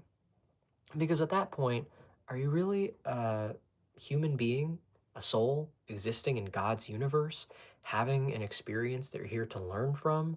Or are you just a pawn in a chess game that is acting out of line? I mean, that's kind of what they're indicating, is that, if they want people to behave well, what that really means is, I don't care if you are growing or evolving as a person, as long as you are behaving the way that I want you to.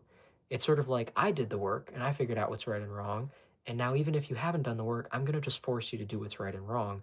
And it's sort of like teach a man to fish. It's like, I'm just going to feed you fish, and then you never learn how to do it yourself. People have to learn the difference between right and wrong on their own. We can't just be doing things because it's illegal not to. Like, that's not sustainable. And the proof that it's not sustainable is that it has never worked. Why do you think prisons are so full? Because people will do it anyway. Because people aren't actually learning what the real reason not to is. People aren't learning why it matters to treat people with empathy. People aren't actually gaining any knowledge. They're just being forced into obedience. And you can't force obedience. It will never actually work. People will eventually push back and say, hey, You can't tell me what to do. And then what happens? They end up in jail. And the people who don't push back are eventually going to get tired and start to question things. And it's happening more and more. It takes a while. Um, I think that there's no rush. Everything takes a while, but doesn't mean it isn't happening. I think we're watching it in real time start to collapse and fall apart because more and more people I've noticed are fighting for a lot of the same things. A lot of people are, you know, becoming more like activists and noticing things that are just not quite right. And people are pointing things out and saying, why do we just accept this? And saying things like, there's a difference between what's right and what we've just gotten used to. And, you know, when people start saying things like that, systems are going to collapse. And, you know, the reason that I would say that I'm an anarchist is because anarchy is the idea that systems can exist without enforcement. Systems can exist without. So you know what it is? Oh my God, this is perfect. This is like a perfect metaphor for what we were just talking about. Um, Sort of like saying hell can exist without it being permanent. You know, you can believe in God without being terrified that if you don't, you'll be burned in hell forever. You can you can even have systems that are designed to protect people. You can have systems that are designed to keep people safe within reason. And the only difference is that you don't have to present it as this is the law, this is the way things have to be, this is right and wrong, and you have to accept this and it's unchallengeable.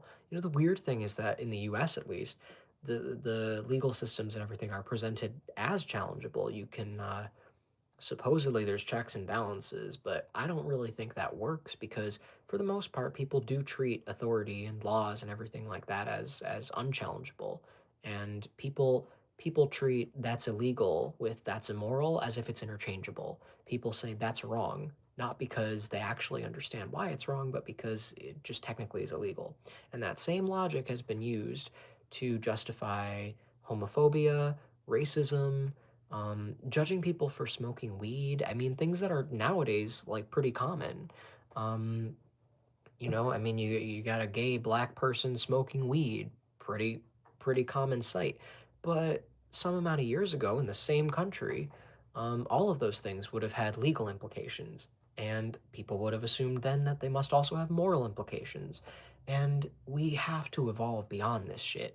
And the only way we're going to do that is by recognizing the one thing that we've been trying to avoid saying, where the implication leads, which is that none of these laws are inherently legitimate.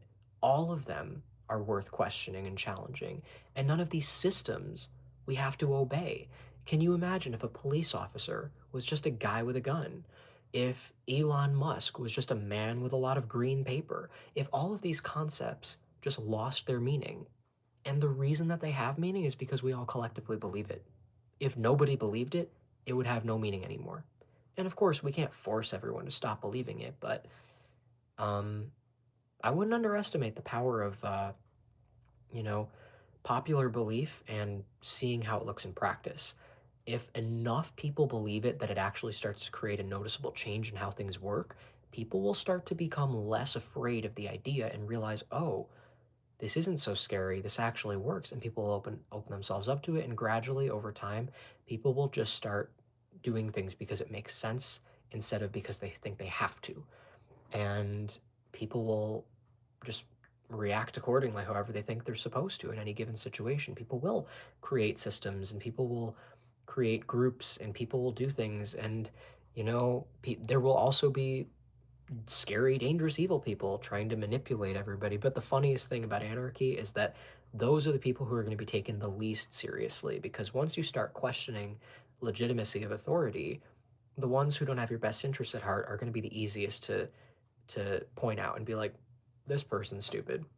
Nobody's going to listen to him. People always say, like, what about might makes right? And it's like, well, that's already what we have. And might is not defined by physical strength.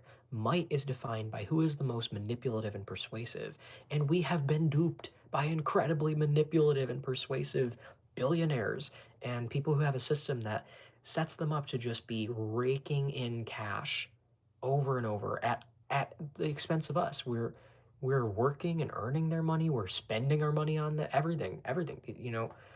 Um, and they have come up with these systems to keep us in control.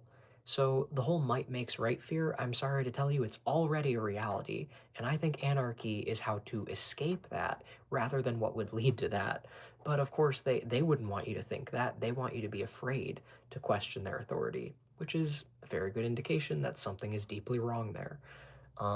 There's no such thing as authority. It's an abstract concept. What does authority even mean? It's something we made up. It just means something that we recognize as inherently valid.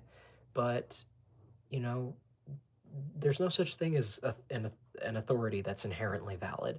Authority doesn't mean anything. Authority is really just a group of people founded by an ideology who work to enforce that ideology. And everybody else accepts it because they think it's either for the good of everyone, they think it's necessary, or they just don't think that they have a choice. They don't think it's worth fighting. But either way, it gets people to do what they want until eventually people start to realize that that's not sustainable, which is what's happening now. So I don't think that the people who were shitting on me for being an anarchist really gave me a fair shot. They didn't really give me a chance to fully explain everything I just did. And even if I had, it would have gone in one ear and out the other because they weren't listening. They're not ready to hear it. And if they're not ready to hear it, they shouldn't be trying to engage in a debate. And they certainly should not be mocking me and bullying me and calling me a clown, because they're not 2 years old. So, but like you said, with Lucifer, that sounds a lot like what you described with somebody who did not believe in humans' ability to be good. And I think in general, when I think of light and dark, I think of like love and fear, and I think of fear representing everything that love isn't. Yeah, your ideals make sense. Thank you. Um, Honestly, that means a lot. I appreciate it. I didn't really have anybody on my side except for maybe like my mom, but I think she's biased. Um, but no, actually, no, I had a friend. I had an online friend, but again, like friends, people that are close to me. You're the first stranger who's like actually said that. Um, Anyway, um, let's see. What else? Oh yeah, Lucifer. We were talking about light and dark, love and fear. So fear represents short-sightedness. You're not looking ahead. You're kind of focused on like instant gratification. Fear is like believing that you are not part of a bigger system. You don't have the protection of the universe, of God, of anything like that. You're just on your own and you have to think for yourself. And you're going to be making a lot of reactionary decisions, which is fear-based. So you'll be doing um, really manipulative things, trying to control people, trying to manipulate outcomes in your favor. Everything is kind of about you're like permanently in survival mode. And when you get used to it, it can start to look normal and it can start to feel normal. And that's just how you operate. You manipulate people, you manipulate outcomes. You might not always even realize you're doing it because it's that normal to you, but you're operating in a state of fear. And when you operate in a state of love, it requires vulnerability, humility, which again comes from that trust in God. You have to trust that you're safe to be vulnerable. And you also have to know when it's not safe to be vulnerable. Like, for example, I believe in humility and apologizing and everything. But if I had apologized to those trolls in that group chat, that wouldn't have been safe and it would have been a good idea for me. Because what would have happened is I would have been making myself vulnerable and subjecting myself to further attacks. Because apologies are supposed to be a two-way vulnerability street, meaning the other person says, that really hurt my feelings when you said this. And I've been thinking about it and it just really it kind of upset me and it made me sad. That is a vulnerable thing to say. You're admitting that you have a weakness. You're admitting that I made you feel a certain way. And then my empathy would kick in and I'd say, oh my God, I'm so sorry. I can't believe I said that. I feel horrible that I said that. But you know what? Those people in that group chat, most of them anyway, they're not going to do that. They're not going to be vulnerable. They're not going to say that hurt my feelings because it didn't, nothing that I could have said to them would have mattered. I mean, I think the worst thing that I said was I called one of them a sociopath, but it rolled right off of him. He responded, he was like, you don't even know what a sociopath is. I obviously do. But, it just was, it was just really, it was a situation where I wanted to de-escalate, so I just said, "I'm sorry if I have done anything to offend you." And he just kind of gave a thumbs up. And I could not give a more genuine apology than that, because if I had said, "I'm sorry that I called you a sociopath," or said something more specific or more deep, I would have been being vulnerable at that point, humbling myself, and you know what would have happened? I would have been accused of preening and posturing and being high and mighty and trying to seem like the bigger person, and I would have been ridiculed for it, accused of being disingenuous. So, ironically, the way that I avoided being accused of being disingenuous was by actually being disingenuous and giving an apology that didn't actually specify what I was apologizing for, and it kind of kicked the ball back in his court, as if to say, if you want a more genuine apology from me, you're going to have to communicate that I actually owe you one. You're going to have to actually tell me that I hurt your feelings. Otherwise, I'm not going to be specific and say what I'm apologizing for, because I don't believe that you actually are willing to be as humble as I am. And I think I would have been right. I mean, based on the way he just reacted with a little thumbs up emoji, nothing he ever said or did indicated that he was capable of vulnerability, which I think is sad and tragic. But in that was an example where protecting myself was more important than the general rule of thumb, which is, you should be humble and apologize. The most important rule of thumb is protecting yourself. That is, you can never put that second to anything. Um, even if you're sacrificing yourself for somebody or doing something noble, that's still honorable. It's still you honoring yourself. You still were sacrificing yourself for something or someone that you genuinely cared about and thought, this is what I believe in. This is what I want to do. I'm talking about protecting yourself from attacks. I'm talking about not subjecting yourself to people um, trying to siphon your energy and take your light. And I think what happens is a lot of these people, um, they don't know how to get confidence and light and peace from themselves. So they have to take it from you. And they take it from you by, I mean, almost literally just siphoning it out of you. I recommend, I think a good way to know that you're dealing with like a narcissist is narcissists are, like I said, often covert. I don't know if I said that in this. I did a couple, uh, I did a video before this that I don't remember if I said it in the live stream of the video, but um, there's overt narcissists and covert narcissists. Overt narcissists are self-explanatory. It's what you would think. It's just someone who's, makes everything about themselves. They might seem really overtly like insecure, and because they're like constantly trying to validate themselves. But a covert narcissist is very good at hiding that they're narcissistic. But the key to a narcissist is insecurity. They do not have self-confidence. So a good way to know if you're dealing with a covert narcissist is after you interact with them and talk to them, do you feel less confident about yourself? Do you suddenly have a bunch of insecurities? Do you feel even tired or exhausted or drained? Do you feel like something's been sucked out of you in some way? Watch out for that. Be very careful. Pay a lot of attention. And if you ever start to feel like that, you need to set a really firm boundary right then and there, because you can't let that continue.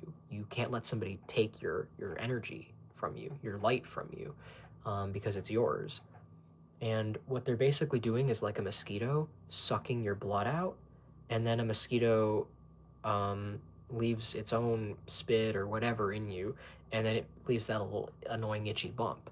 That doesn't come from sucking their blood out. That comes from something that's being put into you. So that's basically what happens. The mosquito doesn't care. The mosquito isn't trying to give you an itchy bump. It just wants your blood. Just like the narcissist wants your confidence, your security, your comfort, your light, your peace. That's what the narcissist wants from you. But as it's taking those things, the narcissist is also giving you all of their insecurities.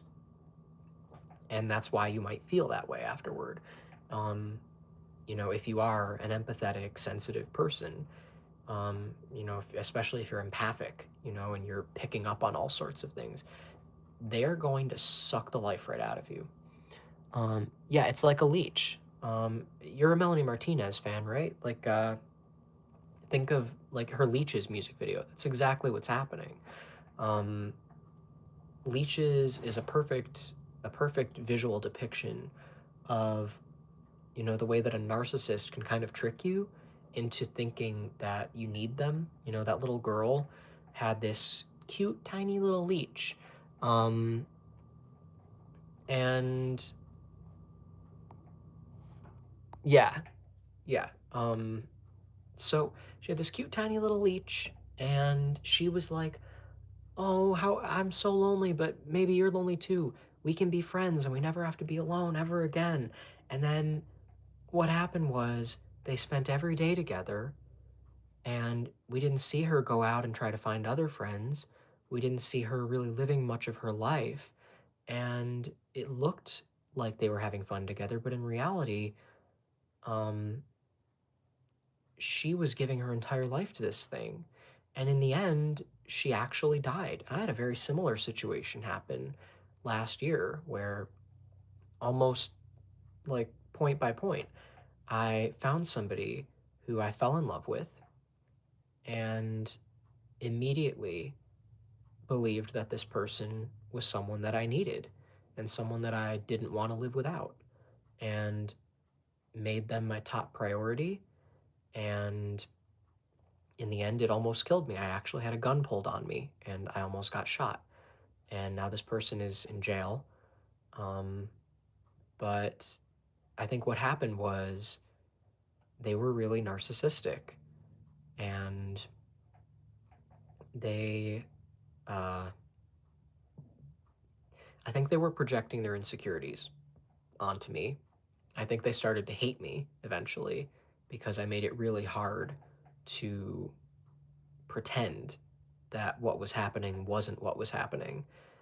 And eventually they just couldn't, yeah, I'm glad I'm safe too.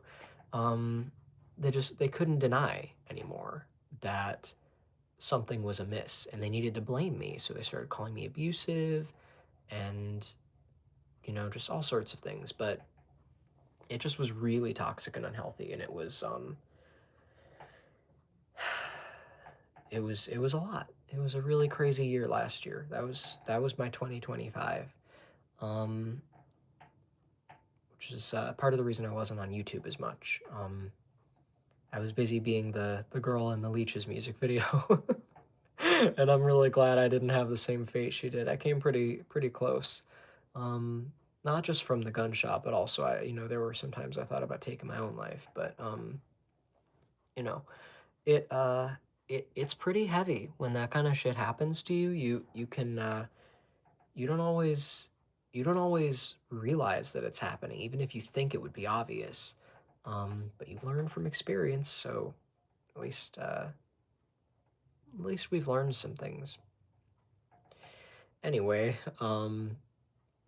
yeah, I think that in general, narcissists are insecure, and that is the root of what they're doing. They are not, they don't think highly of themselves, they think very low of themselves, and they don't get their light from God because they're living in a state of fear and manipulation and control, which is the absence of God, it's ego. And in order to get light, because they need it to survive, instead of getting it from the source, they have to steal it from other people. And they're never going to be done doing that. It's never going to be enough. They're never going to be satisfied. So they're just going to keep going. Um, and that is really tragic, I think. So my theory, I have hope. I'm very hopeful. Is that none of these people are beyond saving. None of them are worth leaving behind, but never at the expense of your own boundaries. You still have to protect yourself. You still have to take care of yourself. I wouldn't recommend, for example, staying in the relationship that I stayed in. I should have left. It shouldn't have turned into being chased away with a gun. Um, I should have left because I should have known that even if this person can be helped, I cannot put myself in danger to get them the help that they need. What I should have done was communicate, I think, with people who could have stepped in and taken care of things for me, um, which ended up happening anyway, but just after it was too late. Um, but I'm not going to get into all the details of that. But luckily, everyone's alive. Nobody died. The only thing that happened was somebody got arrested and is still in jail awaiting trial. Um, So yeah, it's been a while. It's been almost 6 months since that happened, but it was intense. I think the hardest part was really believing that I had found the love of my life and that I couldn't be with anybody else. At least we know now some people, including me, can be delusional in situations. It happens to the best of us, you know? Um, but sometimes being delusional is good. Like, I think I'm delusional when I think about hope, when I think about helping people. But I think part of that is what keeps us alive is, even when the world is dark and depressing, you still have to believe in light, even if it makes no sense to. Um, and you still have to do what the cynics and the narcissists and the sociopaths won't do, which is believe that it's not actually stupid to be empathetic. Those people in that group chat that were bullying me, they're the people who would think that caring about people and being empathetic is like equivalent to falling for a scam. They think that it's like, oh, you buy into that bullshit. You you waste time. I just got a notification about an update from Apple. Security improvement. Oh, that's not an update. That's security improvement. I guess I should download that. Anyway, I'm doing this on my phone if you couldn't tell. Um so yeah, you have to just realize that, like, it's not stupid to be empathetic. It's actually really brave and vulnerable, and it gives you access to so many more things in life when you are humble and kind and respectful and you act like it matters how to treat other people. And that doesn't mean that you're always going to know the best way to treat other people, but the best solution to that is to always treat it like it matters. Never think that you've already figured out rules of right and wrong and therefore you're good. You can just stop thinking about morality. Spend every day trying to think, what is the best thing I can do in this moment? Hone your skills, hone your intuition, practice things. Practice makes perfect. Well, there's no such thing as perfect, but you know what I mean. Just keep going. Um, and eventually we'll be in a position where everybody who interacts with you has nothing but positive things to say about you. And the only people who say negative things about you are generally people who nobody likes. Um, and and they're just upset that they didn't bring you down to their level.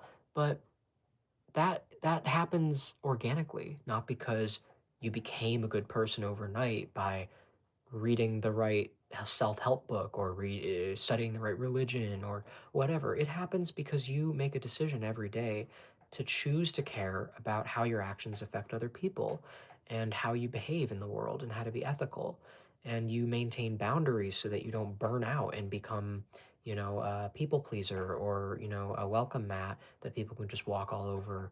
And, you're actually a fully developed person that people can be interested in and learn from and respect, but who never mistreats other people. And it's that simple. That's really the only principle. It doesn't mean that you have to always do what everybody else wants. In fact, I would highly recommend not doing that. It's okay to just say, I don't want to answer that phone call. I don't want to go to that party. I don't want to invite this person over. I don't want to do this person that favor. I don't want to give this person my money. You're allowed to do that. Nobody's entitled to anything from you, your time, your attention, anything that you've done or worked for. But that doesn't mean that, you know, um, that you shouldn't still make sure that you're being kind to people, that you're putting your energy into thinking, how can I improve other people's lives? How can I invest my life in a way that feels authentic to me, but also um, shows that I still care about other people? And when you do that, you are going to have a much more fulfilling life. You're not going to be among the crowd that just acts like nothing matters and everything is cynical and dark. Um, and just people who care so much about their ego and their presentation. I think that's the key. That's the hallmark of a narcissist. I mean, I say they're insecure, but that's because their top priority is how they're perceived. The most important thing to a narcissist is controlling the way other people think of them, controlling the narrative. That is how you can spot a narcissist. And my ex that I mentioned, the one who's in jail, um, that was the way that that person behaved. They were completely focused on being seeming like the most intelligent person in the room, um, seeming like they had control of the room, and they would get this really dark energy about them, this dark look in their eyes. The energy in the room would shift if they were in a bad mood, and it was really noticeable, and it would especially happen if they ever drink alcohol. Um, and that was always really scary. I did not like it when they drank. I think that alcohol is a gateway to paranormal activity. I mean, just based on my experience, I think that you are surrendering control of your body and subjecting it to potential manipulation from the energies around you that you're not seeing. And that is why sometimes people will drink and they start not acting like themselves at all. And they'll black out and they won't remember anything. And I highly recommend staying away from alcohol for as long as you can. I've never drank alcohol in my life. I've never had an interest in it. I've never understood the appeal. When I was a little kid, I mean, like a tiny little kid, like maybe 6 or 7 years old, I remember thinking, somebody was telling me about peer pressure and alcohol, and I was like, why would anyone want to drink? I don't understand that. And they were like, oh, you'll want to when you're older, or you'll understand it. And I was like, no, I don't think so. And I was right. Because I'm very stubborn. When I say something, I stick to it. Sometimes I do things just to prove a point, just to prove that I can. So, yeah. Anyway, I'm gonna catch up on your comments. I was missing the last few. Um, I always try to be the positive person in the group. It's just the right thing to do. I used to be a people pleaser. Never again. In the Bible and in the spiritual, drinking is very detrimental. Mm-hmm. Yeah, I mean, I've spent a lot of time. I mean, my ex actually, we spent the majority of our relationship arguing about alcohol. Um, and I did spend a lot of time because you know how I am. I do genuinely consider other people's positions, but I spend a lot of time thinking, are there any legitimate reasons to ever drink alcohol? And I couldn't think of any. Um, I literally could not think of a single situation where alcohol would actually be a justifiable choice. I can't imagine myself at any point in my life thinking like, yeah, it makes sense to pick up a glass of wine right now or to have some champagne or whatever, because I would gain nothing from it. I could be drinking something that probably tastes better, probably will have better effects on my health, um, and definitely won't have uh give me a hangover in the morning or have any kind of impact on my behavior.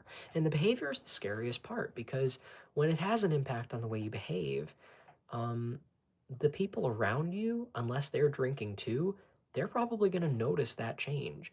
And it's not fair to them because now you're having an experience that they're not having. And if you're sober, you're probably not going to want to be around people who are drinking. So, in my opinion, the solution to that isn't drink with them. It's just maybe have different friends who aren't drinking all the time. Um, and I just wasn't going to be able to stay in a relationship with my ex because, they would not give up alcohol. They wouldn't do it. They kept saying they would, but eventually it would always circle back to, but I just don't feel good about it, and I'm gonna resent you for making me do this. And it's like it just wasn't sustainable, you know. Um, and I said, listen, if this relationship ends over alcohol, you're gonna have to live the rest of your life knowing that you chose alcohol over me. And if you can live with that, then maybe I don't want to be with you. But I didn't have it in me to leave. I didn't. I could not leave. I really believed that I needed this person. So I was stuck between a rock and a hard place where I needed this person, but I also needed them sober, and those two things were incompatible. And I didn't know what to do. And that was part of where like the suicidal thing came in because it felt like there was nowhere to go to escape that trap. Leaving felt like a fate worse than death, and staying when alcohol was still in the picture felt like a fate worse than death. So I just didn't know what to do. Um, and it ended with an agreement that there would be no alcohol, and then a fight, and then buying alcohol out of spite just to see how I'd react. And then I reacted by crying. And then a fight escalated. This person's parents got involved, and then a gun was involved. And then, yeah, that's basically what happened. Okay. Um, yeah, I don't get people who drink at my age. There is no reason to. I wonder if that was a soul tie. Sounded like it. Well, the weird thing, with this person was that we both recognized each other. We both were like, I feel like I've known you before, and we just instantly connected and started talking like no time had passed. It was as if we had just always known each other and we were just old friends catching up. It was a really profound feeling of familiarity and and certainty too. I do always say certainty is the enemy of knowledge, but with this person I did not care because I was like, no, this is my love story. This is it. um this is who I want to put a ring on. This is who I want to spend the rest of my life with and proudly introduce to people as my partner. um and unfortunately that did not end up being the case.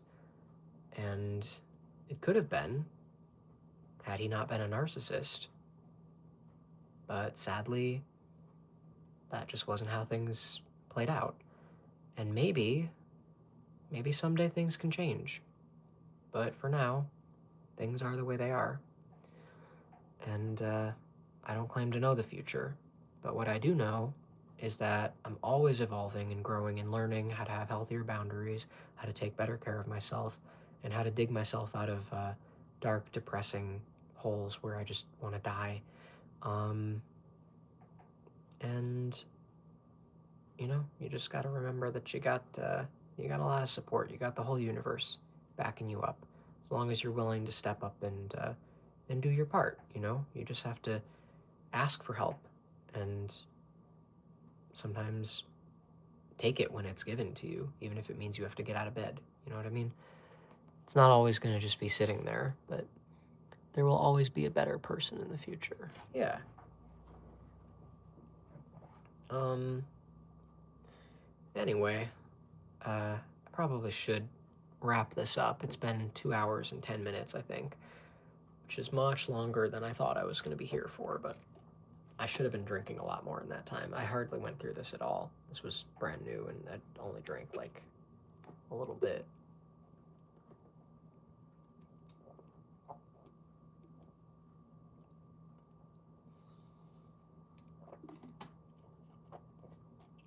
My God. I mean, you would think that I forget to breathe. Like, I never shut up. It runs in my family, especially on my grandpa's side. We're talkers.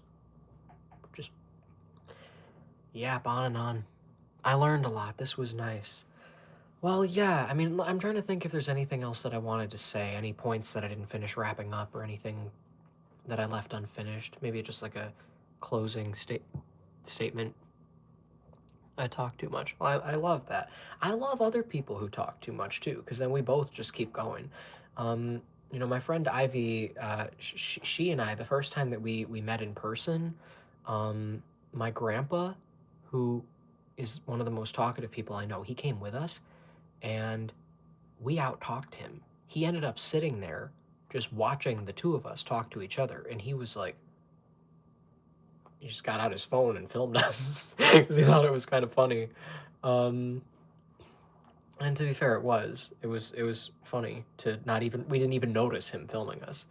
Um, so yeah, I don't be embarrassed. It's a good thing to be talkative, and if you find people that are like you, they'll probably enjoy it. I think talkative people are just people who think a lot, people who well, not all talkative people. There are some people who talk a lot more than they think, but in my case, obviously, that's not the situation. Um, I just I have a lot to say. I always have. And I have that DNA from my grandpa to just yap on and on. So I think sometimes I do talk myself in circles where like I'm saying more than I need to. I think that's the tendency that I get from him. Um, but the difference is that I also have a little more self-awareness than he does. And I think a little deeper than he does, but not I mean, he's still a deep thinker. We have some deep conversations. Everybody in my family does to an extent, especially my mom. My mom and I often have deep conversations. Um, and my ex that I've been talking about, we also had a lot of deep conversations. That's what's so tragic. He was a deep thinker, you know? Really. Like, um, a great mind was lost to narcissism. It's so tragic. It did not have to happen. Um, and it could happen to anybody. Could have happened to me under different circumstances if I had made different decisions. Um, but I've just always been an incredibly empathetic person. I don't have it in me to deceive or manipulate people to prioritize, um, my own ego over what I believe to be, the right thing in a given situation. Sometimes I get afraid, sometimes I'm too scared to speak up or to stand out, but depending on the severity, if it's something serious, I can't resist stepping out. I love standing up and saying, "Hey, hold on a minute. What's going on here?" Um, but I mean, I have social anxiety. I definitely am not, I'm not perfect. I'm not infallible. Nobody is. So I'm not going to walk around pretending that I'm better than anybody else or that I couldn't have ended up like my ex under different circumstances. Which means, in theory, that my ex could also have ended up like me. Um, and maybe even still could, because everybody is here with the ability to learn and grow, even if it's unlikely that they will. Just needs the right conditions. And that's, I think, why I made this video, was to recommend that, empathy and kindness, not necessarily always positivity. I mean, sometimes too much positivity can almost be like, um, it can almost come off as like disingenuous. Like I have a friend, I'm not going to name them, but, they are always trying to be positive and happy and like, oh yeah, and why is there a little green light in the corner? Has that been there the whole time? Does that just mean that it's recording, or did something change and the live stream isn't working? I'm gonna assume it's been there the whole time and I just didn't notice it. You wouldn't see it. I'm not asking you. I'm just kind of thinking out loud. It's on my phone. Um, anyway, yeah, they're always just, I think to the point that it almost makes it sound like they're not even being realistic about what they're feeling. So there's nothing wrong with positivity, and trying to have uplifting outlooks on things, as long as you're not being dishonest with yourself when something is just sad or tragic. It's okay. I mean, for me, what I kind of do as I go through life, I'm a little bit deadpan. Like, I have a very deadpan sense of humor. Um, I think out loud as well. Yeah. I would probably like you. Um, you know, I have a very deadpan and dark sense of humor, but at the same time, I wouldn't really say that I'm an unhappy person. I just, I know how to enjoy myself, and I try to have fun. I am always trying to make people laugh and make myself laugh, and it just doesn't always look like I'm smiling or always trying to put a positive spin on something. And when a friend comes to me with something that is stressing them out, I always try to just give them intuitive advice and just be ethical and practical and everything. Um, and uh, and that's just kind of how I generally handle things. So I guess I don't really think of like positivity or negativity, but when I say positive, really, what I'm referring to is your outlook on things, and saying like, you don't have to think that the world is bad and everyone deserves to die and there's no point in anything. You can say, deep down, people are good. Deep down, um, we're all brothers and sisters. We're all the same, and the same light that exists within you can exist within anybody. It's not impossible, and there there are valid reasons to be hopeful for the future of humanity, even if it's unlikely. And as long as it's not guaranteed that we're all going to die, as long as there's even a 1% chance that um, we could salvage this species and make something that's actually sustainable on this planet, you might as well work toward it and try to imagine an ideal and believe that it's possible. and believe in your passions, your dreams, whatever you want to pursue. I know you said you're still in high school, but like, think about what you enjoy doing and how you want to spend your time, whether it's writing or selling coffee or doing people's hair or filming videos or I don't know, teaching. I mean, you could go become a teacher, like literally anything, whatever you want to do, as long as it feels like something that you genuinely believe in and want to do. And it isn't just because somebody pressured you to get a job that pays really well, or because you think you're supposed to do this, or somebody said, you have a really, you're skilled at this, so you should do this because you have to make use of your skill. I think sometimes our skills are just things that we already were in a past life, and it doesn't necessarily mean it's what we have to be in this life. Like, for example, um, I have no proof of this, but everybody tells me that because I'm really good at debating, that I should be a lawyer. But I've never had an interest in being a lawyer. Now, it could just be because I'm an anarchist, but I've always been more interested in writing and storytelling and, filming and creating, books, movies, things like that, and music, and just combining all of these things to create a type of movie that I've never really seen before. Um, which is interesting. I mean, there's so many movies, but there's a trilogy that I have in mind, and there isn't a single thing I would compare it to. I can't think of anything that's really like what I have in mind, which is weird because how have we not already done everything that can be done with movies? Like you'd think that the original ideas would be up, but there are still original ideas to be had, and just have to believe in yourself and trust it. It isn't always necessarily where your skills are, but it's always going to be where your intuition and your passion is. You're going to feel something in you that says, "No, this is what I have to pursue. This is what I have to do." So, that's what I recommend as my kind of closing statement for this video.